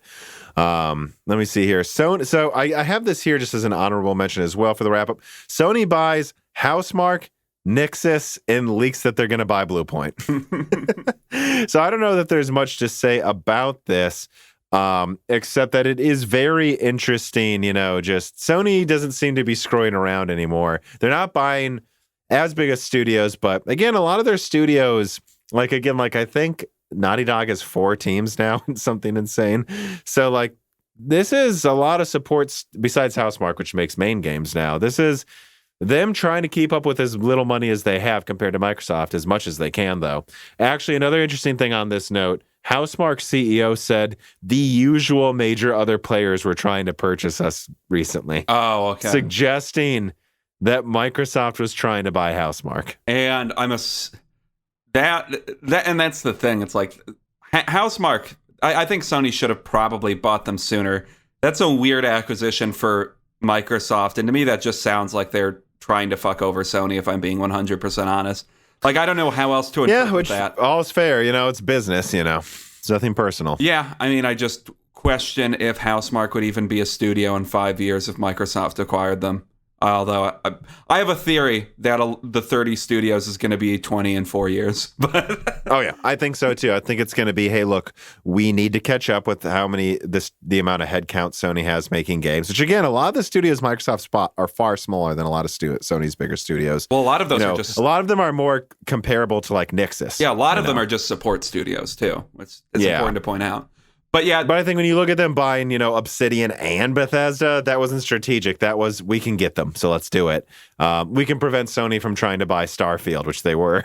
Yeah, and, I don't have anything to say about Nixus. I've never heard of the company. They sound like they're a competent porting company, so it makes sense why Sony bought them. They need to start porting their PS3 games if they're not going to do backwards compatibility, yeah. Well, or also the likely reason porting more games to PC. Yes. Yeah, of course. And which is what Sony's going to do a lot more of as well. I think Housemarque and Bluepoint were the two most obvious acquisitions they could have made since Insomniac. Those were the two studios everyone knew that they were going to buy next. I'm curious why they didn't leak, why they unofficially announced Bluepoint's acquisition through a leak pretty much. I don't know why they didn't just announce it at the same time. But, Housemarque and Bluepoint are both really good studios, and they've been pretty much de facto Sony exclusive studios for a while now. Speaking of another person that almost was de facto Sony exclusive studios, I've also added here in the wrap up about Hideo Kojima. Now, this is a rumor, and a lot of websites are reporting on it like it's not, so that's odd to me. But Hideo Kojima's deal with Xbox reaches key milestones. So it sounds like, I don't know, did you read this? It sounds like, and to be fair, Phil Spencer has clearly been putting Kojima references in the background behind him on casts recently. So this isn't all surprising. It seems like Microsoft is trying to secure Hideo, at least one of Hideo's next games as a Microsoft game. Yeah, beyond that, I don't know what else you can really say. Like, this sounds like a super early, like, this is like a handshake that they're going to make a deal later, as far as I can tell. So, and it's also added on top of that a rumor from, like, well, a supposed leak from VentureBeat. I don't really know what their track record is for leaks, if I'm being honest. So I'm not going to try to speak to their credibility. But, I mean, there's been rumors about this for a while, and, we'll see what comes of it. Like, even in VentureBeat's own article, they, like, in the last paragraph go out to say, as far as saying, this doesn't necessarily even mean it's a game between an exclusive for Microsoft. So it's very early, and I'm sure we'll hear something more official about it later if there's anything of interest. Yeah. Yeah, I mean, and that brings us again right to the next one. The Medium Dev Blooper team partners with Konami, intensifying rumors of a new Silent Hill game. So all of this is fascinating, like, because I want to be clear about things I've confirmed. I've said I'm mostly sure a new Silent Hills is coming. I've said that I'm almost 100% sure an MGS remake's coming involving Bluepoint. And also that Kojima's not really working on the new Metal Gear Solid remake. It's funny how all of these leaks technically line up. I did assume that the new Silent Hills would be the one that they would be rebooting, at least because they did work on Silent Hills for a while. So it's like, are they really going to throw away that half-made game, or are they going to I don't know, but it is. I don't know, what do you make of the Bloober team thing? I'll add. So I think there's always the chance that they're not contracting Bloober team to make Silent Hills or Silent Hill. There's always a chance they're making some other horror game. Sure. I think Bloober team pretty much only makes horror games, so it's probably a horror game. And the obvious logical jump you make is they're developing a Silent Hill game. I mean, who knows? Maybe they are. So you're saying if you actually read the actual facts, there's nothing here saying it will be. Yeah, and then you've also heard that weird rumor that there might be 2 Silent Hill games being developed concurrently for some reason. I don't know. That's been percolating for a while too. So I don't know. Maybe there's 2 Silent Hill games coming. If Konami is licensing one Silent Hill game and then developing another one, that's bizarre as well. But, I don't know how much Konami gives a shit about the gaming sphere. So I could imagine Konami doing that. I don't think they do. They want pachinko machines and health centers. Yeah. So I could imagine Konami being like, fuck it, sure, make 2 Silent Hill games at the same time. Oh, yeah, I don't know. Also, the Medium's coming to PS5. I'm just looking at an article here. I didn't know about that. Oh, yeah. Yeah, not that it matters. That was I'd like probably get it on PC, but it's like validate. I think it was like rated in Australia or something, and that's how it leaked. Or so now that previous Xbox, PC 2 exclusive is coming to PlayStation. So I don't know. There's a lot of stuff going on, I guess, is what we're saying with studio acquisitions between Microsoft, Sony, and all these other rumors. But it would be funny if Silent Hills came back, didn't involve Kojima. A Metal Gear Solid remake happened, didn't involve Kojima, and actually Kojima was working on an Xbox exclusive, which is a potential outcome, guys. And and Kojima makes the next Strand type game on the Xbox cloud. Yeah, we'll see. All right. I'll get it either way. Move. I'm sure. Yeah. All right. We love Death Stranding. Let us move on then to the remaining. Again, we said there's a lot in the wrap up here today, guys. Intel officially delays Sapphire Rapids to Q1, although I've kind of heard that it might not really launch until the very end of Q1, that could be a paper launch. It's funny. I think I always reported the high volume of Sapphire Rapids will be Q1 anyways. So I don't even pay attention to what Intel's official statements are. It's funny, people say, did you see this delay? And I go, no, I don't pay attention to Intel's public statements because they don't mean anything. And I don't really have anything to add aside from like when I see Q1, my assumption is end of Q1. Yeah. That's just blanket always. Q1 means end of Q1. Yeah, and then we have from someone on Twitter talking about AMD Monet, which is supposedly 12 nanometer Global Foundries, 4-core Zen 3 with maybe 4 RDNA 2 compute units. That's interesting. I wouldn't put this in here because there seems to be basically no information from anyone that I would trust or I see as reputable reporting on it. But I did ask a source about it, and he said that sounds like a thing I'm aware is coming out. So it sounds like it's not crazy that AMD is working on a quad-core Zen 3. Mm-hmm. And I think this is a fascinatingly good idea. I think 4 compute units seems a little small, but again, I don't know how big these RDNA 2 compute units will be, on 12 nanometer. And I would suspect this will be a 25-watt chip with the full thing. And then it's on 12 nanometer, so I expect it to be half the cores, half the compute units of what they could fit on 7 at the same power usages. But, if it's good, there's no reason for AMD to cut down, even Cezanne, frankly, but Rembrandt to 4 cores. The yields are good enough. They don't need to. There's no need for this.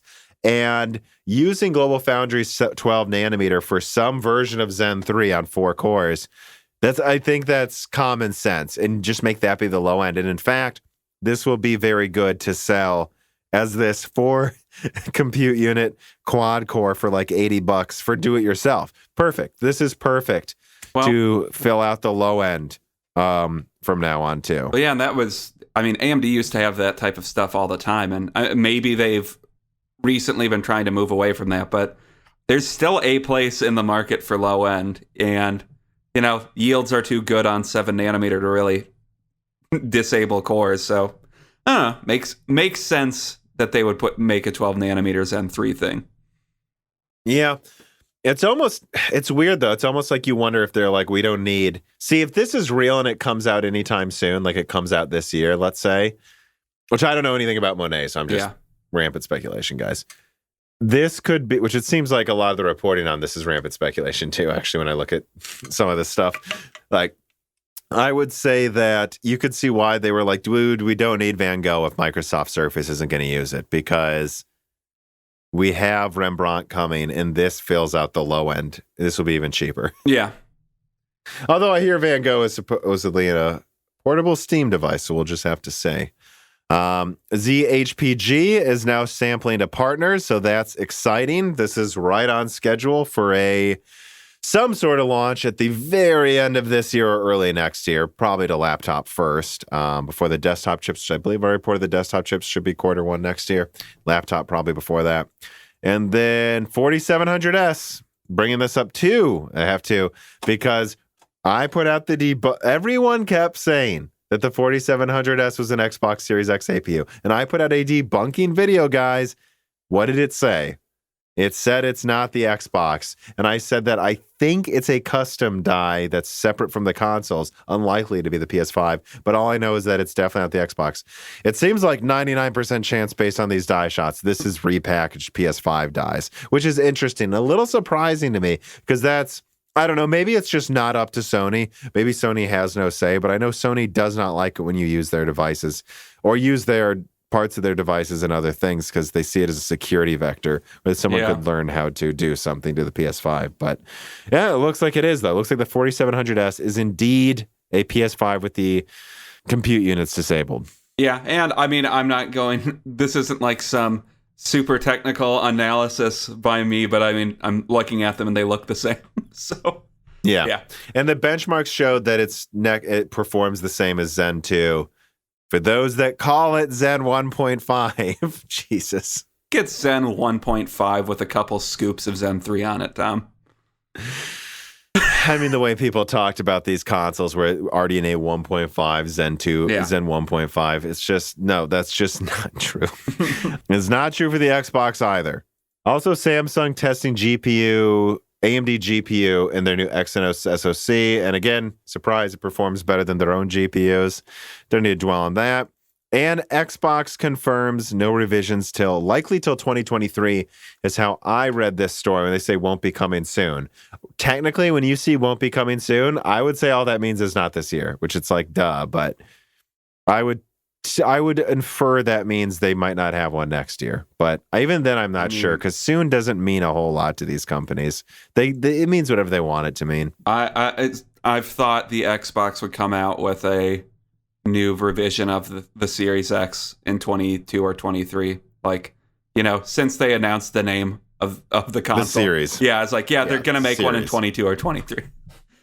I just don't think they'd want to do one until they could get something that's notably better for the same price. So I think what you'd look at, I think what you would obviously expect is them to do maybe actually like a mid 2023 RDNA 3 refresh that brings you something that's double the performance, and then they could bring out a new Series S that on 5 nanometer that just tries to get a little close to the Series X in performance, but not quite there. And it's just like keeping the marketing that Series S is for the latest 1440p and Xbox Series X 2023 edition is the latest, 4K 60 gaming. I think that's what they would do.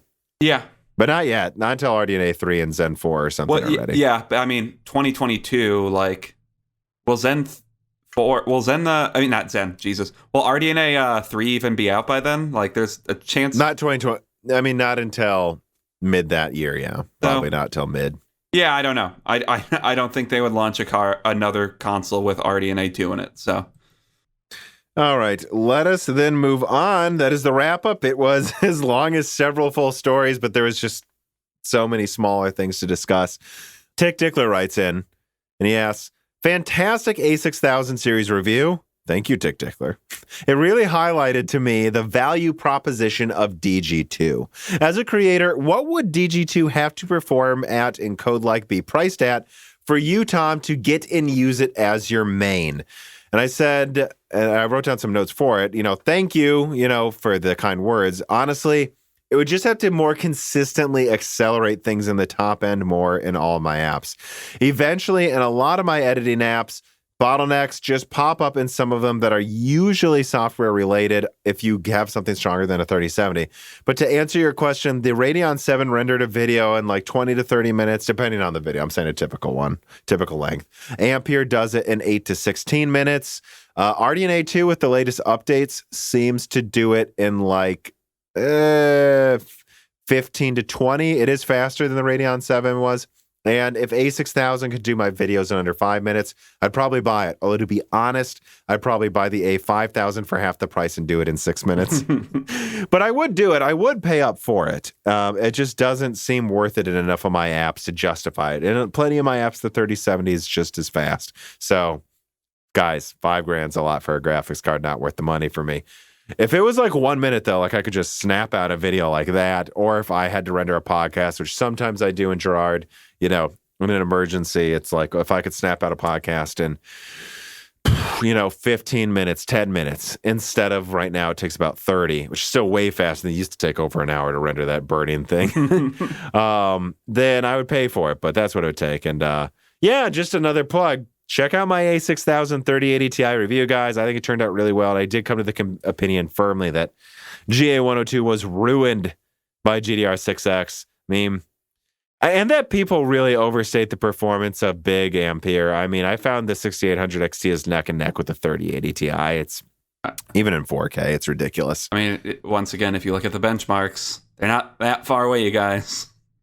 No, they're the same. They're the same cards. At stock, the 3080 Ti wins. Overclock to overclock, the 6800 XT Tizer wins. It's the same. Above the 3070 Ti, everything's the 3070 Ti. Everything's the fucking same. I did throw some jokes in there. I even threw an Inglourious Bastards reference, Dan. You should watch it. You'd enjoy it. They're like, this is a very comedy-laden video, atypical Tom. Like, I would just go, so did I feel the performance of the NVIDIA Ti? And it just flashed to the guy, Ti! I thought it was, I just can't get over how silly that was. They said Ti a bunch of times. Am I insane?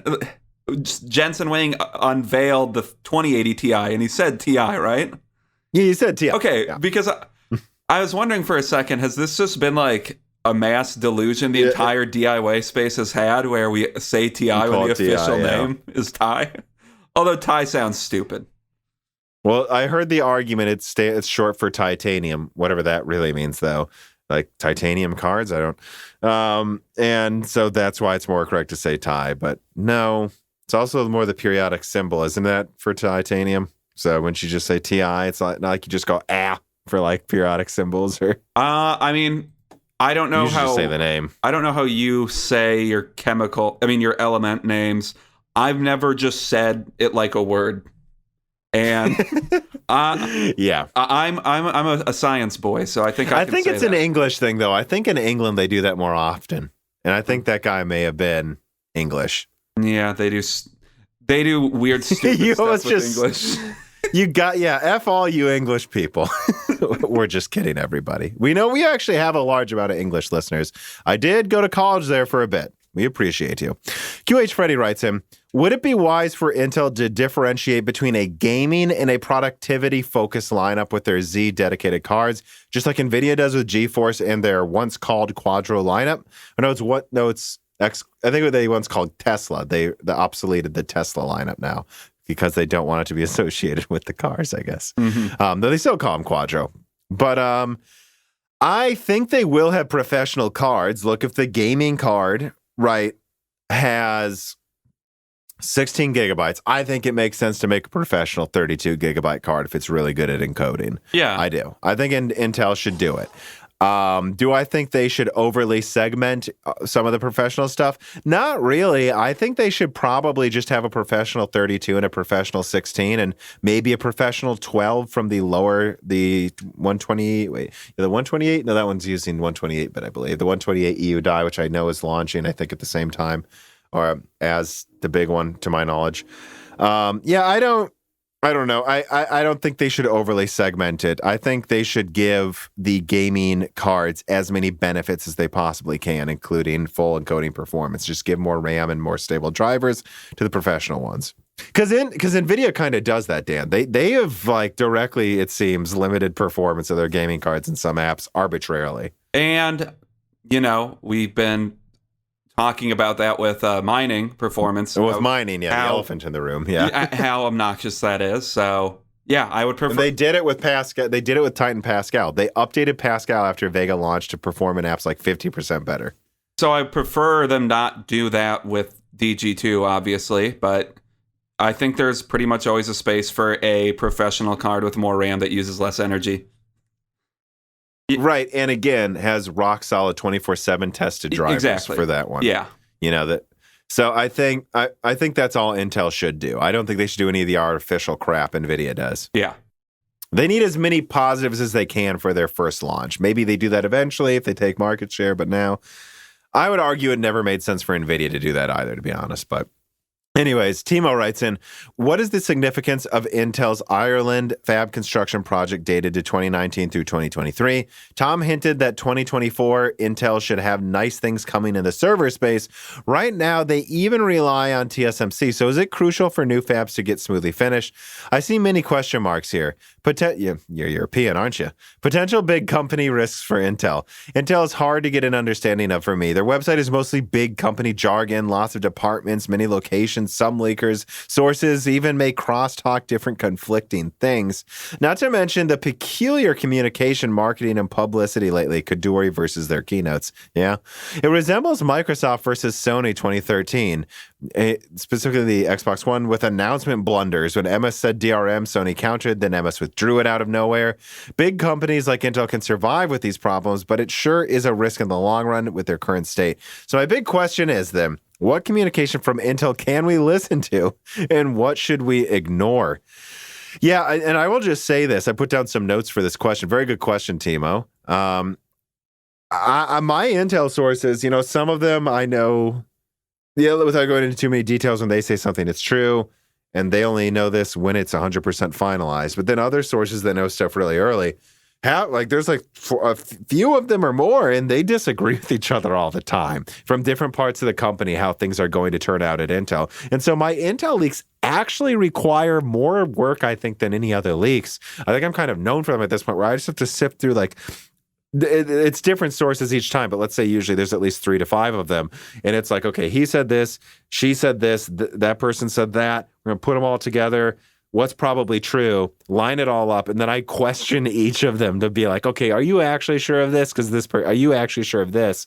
And then I have to take all of that after I'm done doing that and go, what do I think Intel's actually capable of, looking at their capacity, their fabs, and then decide if I can even trust some of the things they think they'll do, because half the time they don't succeed. It's actually a lot of work. And so when it comes to what can we trust, what should we listen to, and what should we ignore, frankly, if you're just a layman and you're not listening to all of my leaks as closely as possible, I would argue just actual reviews and firm announcements, because like I said earlier in this podcast, I don't pay attention to their public roadmaps that much at all. Yeah, and I mean, you have Kadori, just saying stuff sometimes now, and, those are obviously real things. They'll probably come to a market at this point because it seems like the graphics is actually progressing well now, but I don't know. Intel is a gigantic company. I think 100,000 people work there. Clearly, they've been thrown into chaos to some extent. Seems like based on what you can infer, there was some type of minor civil war in the company. So yeah.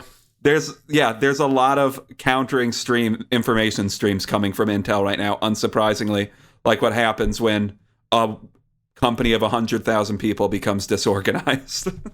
Well, and you can kind of see why they're almost just unjustifiables, right? Understandably would be. Like, you have one team that's the fab team, and they were saying bad things. Then you have the marketing and product roadmap teams, and they're gonna just go, yeah, 10 nanometers working fine, and because they assume it is. Well, the fab team's screaming bloody murder, but then maybe some leadership in the middle isn't telling the rest of Intel that things aren't going well at the fab teams. But so yeah, I mean, it's almost understandable why you would have the engineers saying one thing, the product roadmap people saying one thing, and then the fab team saying another. It's kind of understandable. And based on what I've heard from you, I think one of the most universal things is that Pat Gelsinger is a good choice for CEO. So hopefully and he's fixing that. Yeah. So I'm optimistic about Pat Gelsinger, at least. Everyone should be. He's compared to Lisa Su, and even said, dude, he could be better than her. You just wait. He should. They say he should have been CEO 10 years ago, and he's gonna. Fireworks are starting. No, yeah, and I thought that would happen too. I'm starting to hear fireworks here as well. It's like, let's not even edit it out. Let's just leave the fireworks in since we're recording on the 4th of July. How about it? People, you're just going to have to deal with it. Yeah. But yeah, any other specific thing to him, I would just say Intel needs to get all of their fabs working. And 10 nanometer is a real node, and it needs to become a good node this year. 7 nanometer needs to be out by 2023, and they still need TSMC. I would say all of this is what's crucial. They plan to use all of this. All of it's crucial. Yeah. Wasted Harold writes in, "Hello, Tom and Dan. I hope you are well." I think we're above average. Pretty good. Yeah. I had a thought. Well, you were talking about NVIDIA's reasoning for limiting mining performance on their new cards and that it was to make them less appealing to miners.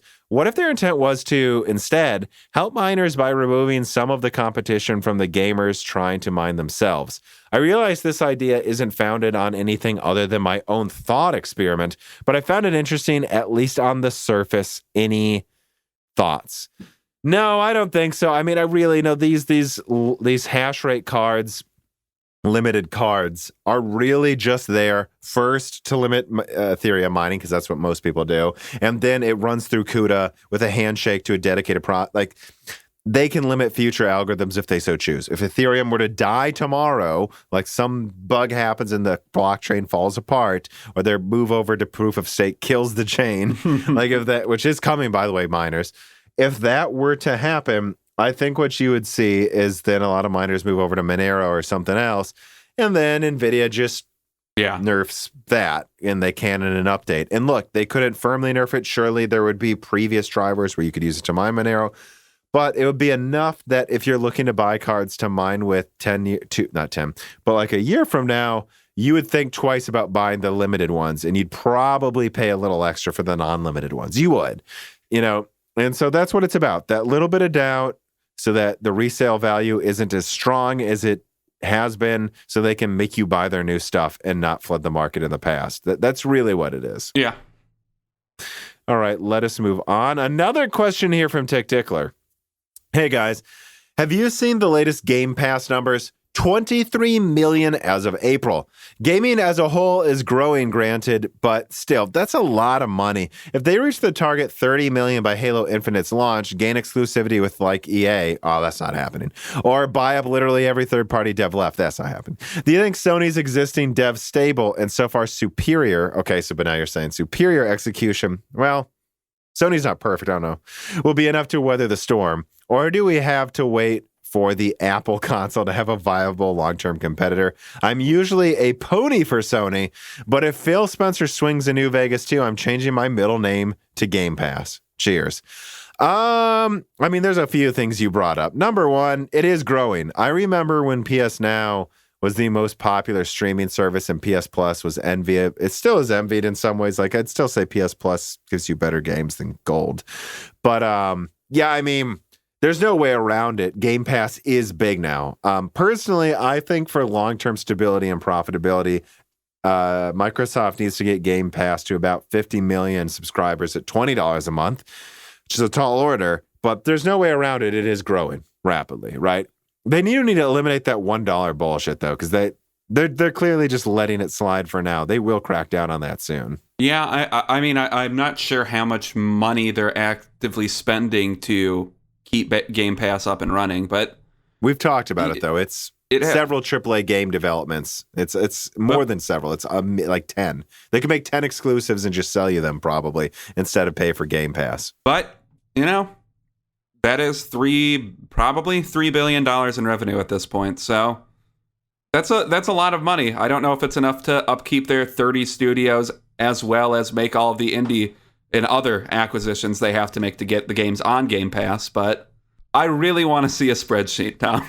I don't think I know. Well, and all we've seen, the stuff, I haven't analyzed it for a while. The last analysis I did was like half a year to a year ago or something, and as far as I could tell, it was definitely losing money. But that's about all there is to say. I think it still is losing money, but I can't say anything besides it's gained a lot of subscribers right now. Yeah, I just want to know, how much did they spend to get MLB The Show on Game Pass? I'm curious. I bet a lot, but Yeah, but it was worth it to slap Sony in the face really hard. Oh, yeah. I would also just say then, though, in terms of the other things you brought up, I don't think they're buying EA. That would be absurd. I don't think EA. I think he's suggesting more exclusivity with EA with Game Pass. Like they kind of have that package deal. I think that's what That's what he on means, PlayStation. I kind of doubt that would happen, but we'll see. Yeah. I would say, though, in terms of like, is Sony functioning well enough that if Microsoft goes wild and buys a bunch more things and they gain more people, is Sony going to survive? I think so for now. Again, I keep saying, guys, like, here's what we know now. Xbox has a lot of games coming. Game Pass is clearly not going away in a year, and it's here for the next few years. They're in it for the long haul. And at the same time, though, they actually need to get any of those games they keep announcing out, whereas Sony keeps launching games. And I think there's a lot of things Sony can do to not directly compete with Game Pass, but like make you want to have PS Plus for, let's be honest, a lot less money. Like people, like it's $30 usually on sale, or $35, I think, for like a year of PlayStation Plus. And they just brought, what did they just bring? Plague Tale? I remember playing that in Game Pass. Now you can play it on PlayStation. They bring a lot of games to PS Now. I think all they need to do is actually use some of these teams to port PS3. I've said this to Colin Moriarty in the last game, PS3 and PS2 games to PS5 with 4K support at a reasonable price. Just give you a free PS3 remaster every month next to something like Plague Tale or, you know, one of their or like they got Control Ultimate out when it came out. They had Control Ultimate. Yeah. Guys, that was all Sony needs to do is make it kind of the HBO versus Netflix argument, and they'll be fine. There's room for both of these companies to make a lot of money and not put each other out of business. Yeah, but Sony needs to but Sony needs to take them seriously, though. Let's be clear. Yeah, and I don't know, just to quickly speak to other things, like, I don't think Microsoft can keep doing, I don't think it's reasonable that Microsoft to continue to do acquisition things like they did with Bethesda. I think that's like a one-time thing. I don't think they're going to go buy another company for $5 billion because that Microsoft has a lot of money, but that's a lot of money for like their Microsoft's smallest division financially. I think you'll see them maybe do one more big purchase. I'm not sure who it is, maybe Kojima, but I think that's what you're going to see. Yeah. You know, I don't think you're going to see them buy up every single studio. And I think Sony's got maybe one or two in them, is not to say that I'm saying they have more than Microsoft. Sony hasn't done a bunch of big Housemarque cost them nothing compared to the stuff Microsoft's been buying. I'm saying I think Sony is going to seriously try to buy one or two big studios. And if we're looking at Kojima Productions, like I'm looking them up, they have 80 employees. They have Kojima. Yeah. I'm assuming if Kojima even wants to be bought by anyone, I'm assuming it would still be substantially less than like $1 billion. I'm guessing it would be like in the 100 million range, somewhere in that. But just based on guess, knowing Insomniac, you see, because Insomniac was bought for over 200 million, I would think Kojima would try to get the same price as them.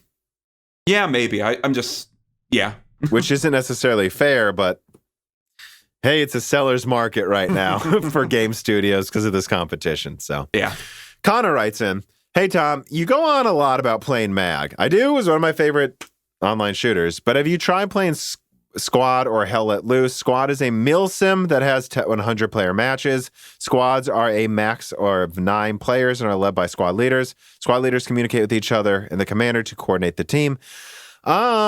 No, honestly, Battlefield, you would agree, Dan, occupied the mantle of squad shooter for us, which luckily they doubled down on 64 players on every format and like squads.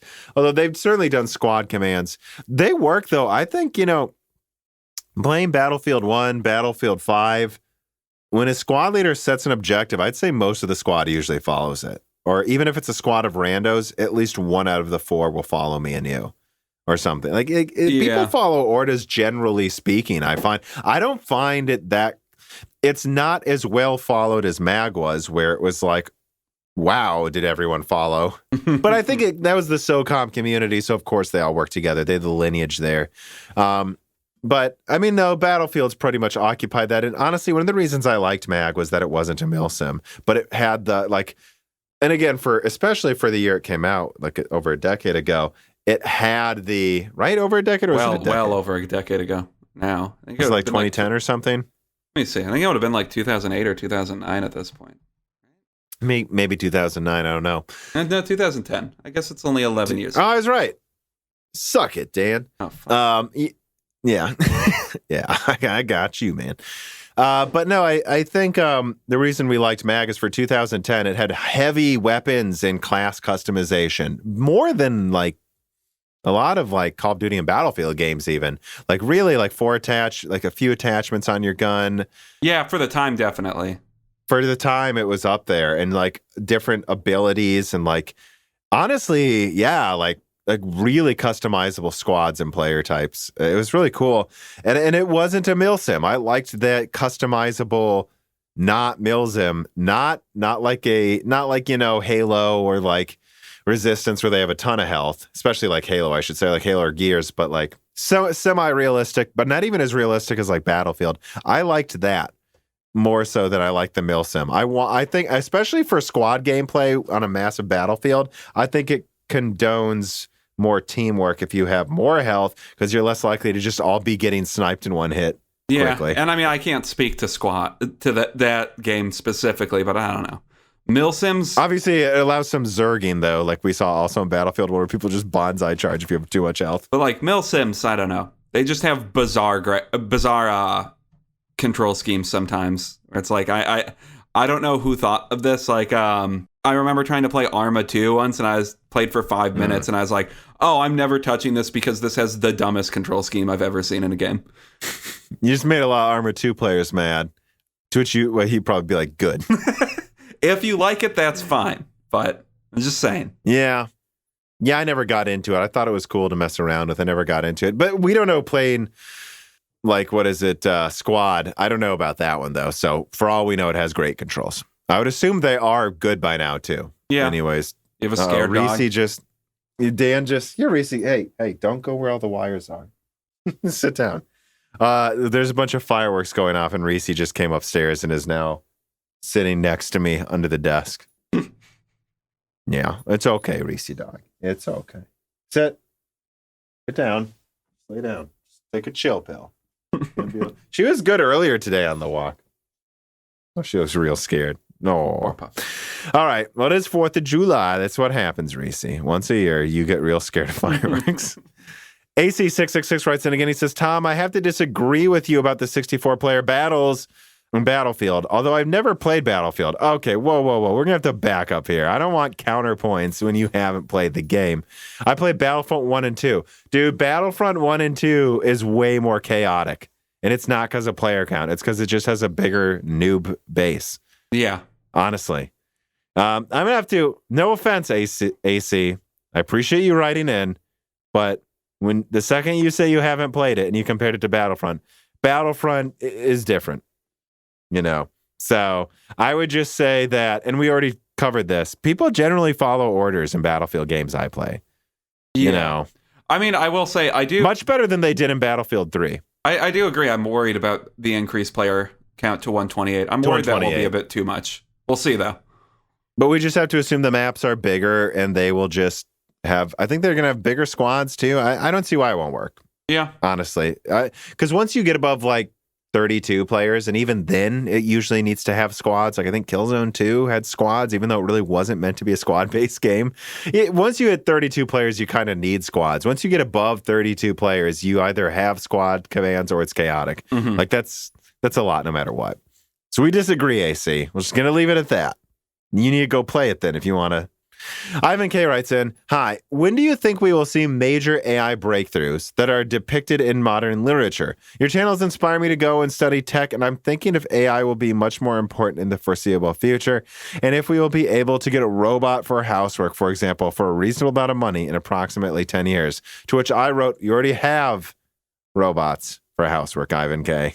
Yeah, and I don't know, there's a War College, now Angry Planet. I think the last one that came out that was about which we condone Angry Planet a lot. We love that podcast. Yeah. They were discussing this exact thing, like what new warfare will look like, and The guest they had on, who's an expert on, develop hybrid warfare, which is, the new development of warfare that's increasingly about cyber, says cyber and misinformation, doing one thing and saying another and just seeing if they do anything about it. And his major conclusion is that the more traditional warfare, how it will be revolutionized, is AI essentially doing the scheduling for everything. Like, oh, an F-35 needs to be here. Oh, that F-35 was shot down. What's near? Then quick schedule out a new task. And essentially thinks AI is fast and dumb, not smart and slow like a human. That's a good way to put it too. It can quickly schedule a bunch of tasks. It doesn't know what it's doing. It doesn't know why it's doing it, but it does it really fast and its tasks really fast and efficiently. Unlike humans that are really good at doing a bunch of tasks inefficiently, like what we think AI will develop into. Right, and he kind of also they kind of depicted that in one of the Call of Duties, which was interesting, I think, as well. And I agree. Like, I think when you look at AI, especially like Modern Warfare showed this, and I've seen this depicted by other people too, like, because this is a real problem for both Russian and American forces fighting in the Middle East, is that they can just get those $1,000 drones from Best Buy, put explosives on it, send it at a multi-million-dollar vehicle, and possibly knock it out. Maybe one drone won't do it 99% of the time, but if they send 100 drones, it swarms it. Even if you get 500 drones, that's a $500,000 attack. That's not that much. It's a $500,000 attack. You can destroy an airbase. A lot cheaper than a $10 million cruise missile. So I think that's kind of the future there, is swarming cheap, reliable drones that do their job exactly as well as they will. Consistent, I should say, drones. But they don't always succeed. But it's $1,000, so you have a chance of knocking out that tank with a $1,000 weapon, and then send 100 of them at it. Yeah, so that's what I think the future of AI is. As for what that means in terms of warfare, for you in the home, I'm not sure. I think delegating tasks by AI, I think that's probably what it will be most efficient for. And maybe that, like, an AI-enabled home would be something that efficiently schedules like a smart home, not a robot that cleans your house well, because we already have Roombas. And if you get a Roomba like 50 to twice as good as it is right now, I don't know. I think that's good enough for most vacuuming needs. Right. And then the most you could even come up with is some sort of a drone that flies around and cleans surfaces, but that requires a lot of energy and docks itself. I could see that happening in 10 years, but I don't really see, I think it's more likely that the domestic AI stuff is going to be that specific tasks. This undocks, flies over, cleans the table, flies back. This isn't going to be some like walking iRobot thing. I think that's, how expensive one of those iRobot humanoids would be? And they touch on that in the game Detroit Become Human. Like, they have like 50-year loans and but you get to have a manservant. I don't think we're going to see that anytime soon. I think that type of stuff, if it does happen, will be like 50 years, 100 years from now. I mean, we'd have to have such advanced technology for like a full domestic servant type robot thing. I think, again, you're just going to have different little drones that remove from their docks and clean specific things well. And why do we need to create a new smart species? Let's just not do that. Can we just avoid the dystopian future? Leave it to the video games and movies. I've got a dog, Dan, just putting her head on my lap because she's scared of the fireworks. It hasn't gotten too bad here yet, so I think Wendy's doing fine still. Dan, down here in Nashville, we're patriots. All right, unlike you city slickers up there in Massachusetts. Although I live in rural Massachusetts, so... Yeah, so... Well, there's just probably more people near me to blow things up, yeah. Definitely pro fireworks here, though, just like Peoria. So I guess that's it then, Dan. That's all of the stories. This is a rather standard episode length, actually. We weren't sure if it would come together as a standard length one because, God, we covered so much in the last episode. But I don't know. Any last words, Dan? Any last things to discuss? No, I don't think so. All right. I mean, I'll just plug my A6000 3080 Ti review again. Remember that Moore's Law is Dead is fan supported at Patreon at Moore's Law is Dead there. Please go there, support us. I mean, you're buying us like a cup of coffee a month.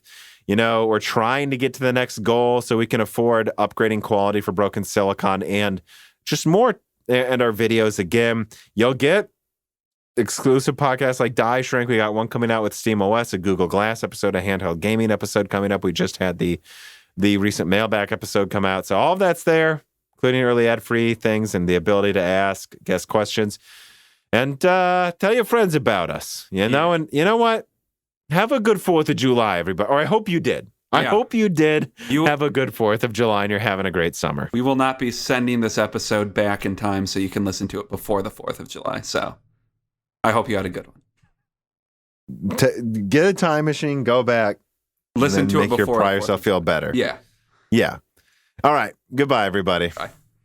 This podcast was brought to you by the YouTube channel and website Moore's Law is Dead. Moore's Law is Dead and Broken Silicon are trademarks of their creator, Tom. That guy is me, and I am indeed the creator, editor, writer, and showrunner of Moore's Law is Dead podcasts, videos, articles, and other media. However, I don't do this alone. Moore's Law is Dead is a team, with Broken Silicon co-hosted by my brother, Dan, audio editing by Gerard Cortez, and special assistance by Carbon Cry. Find all of our information, including the information of sponsors you can support, at www.mooreslawsdead.com. If you would like to send fan mail or hardware to us, please mail parcels to Moore's Law is Dead at P.O. Box 60632 in Nashville, Tennessee, zip code 37206. And speaking of fans, patrons are what makes Moore's Law is Dead content possible. The aging business model of spamming ads all over the content is dying. The future of media will be built on fans paying for the content they actually want to exist.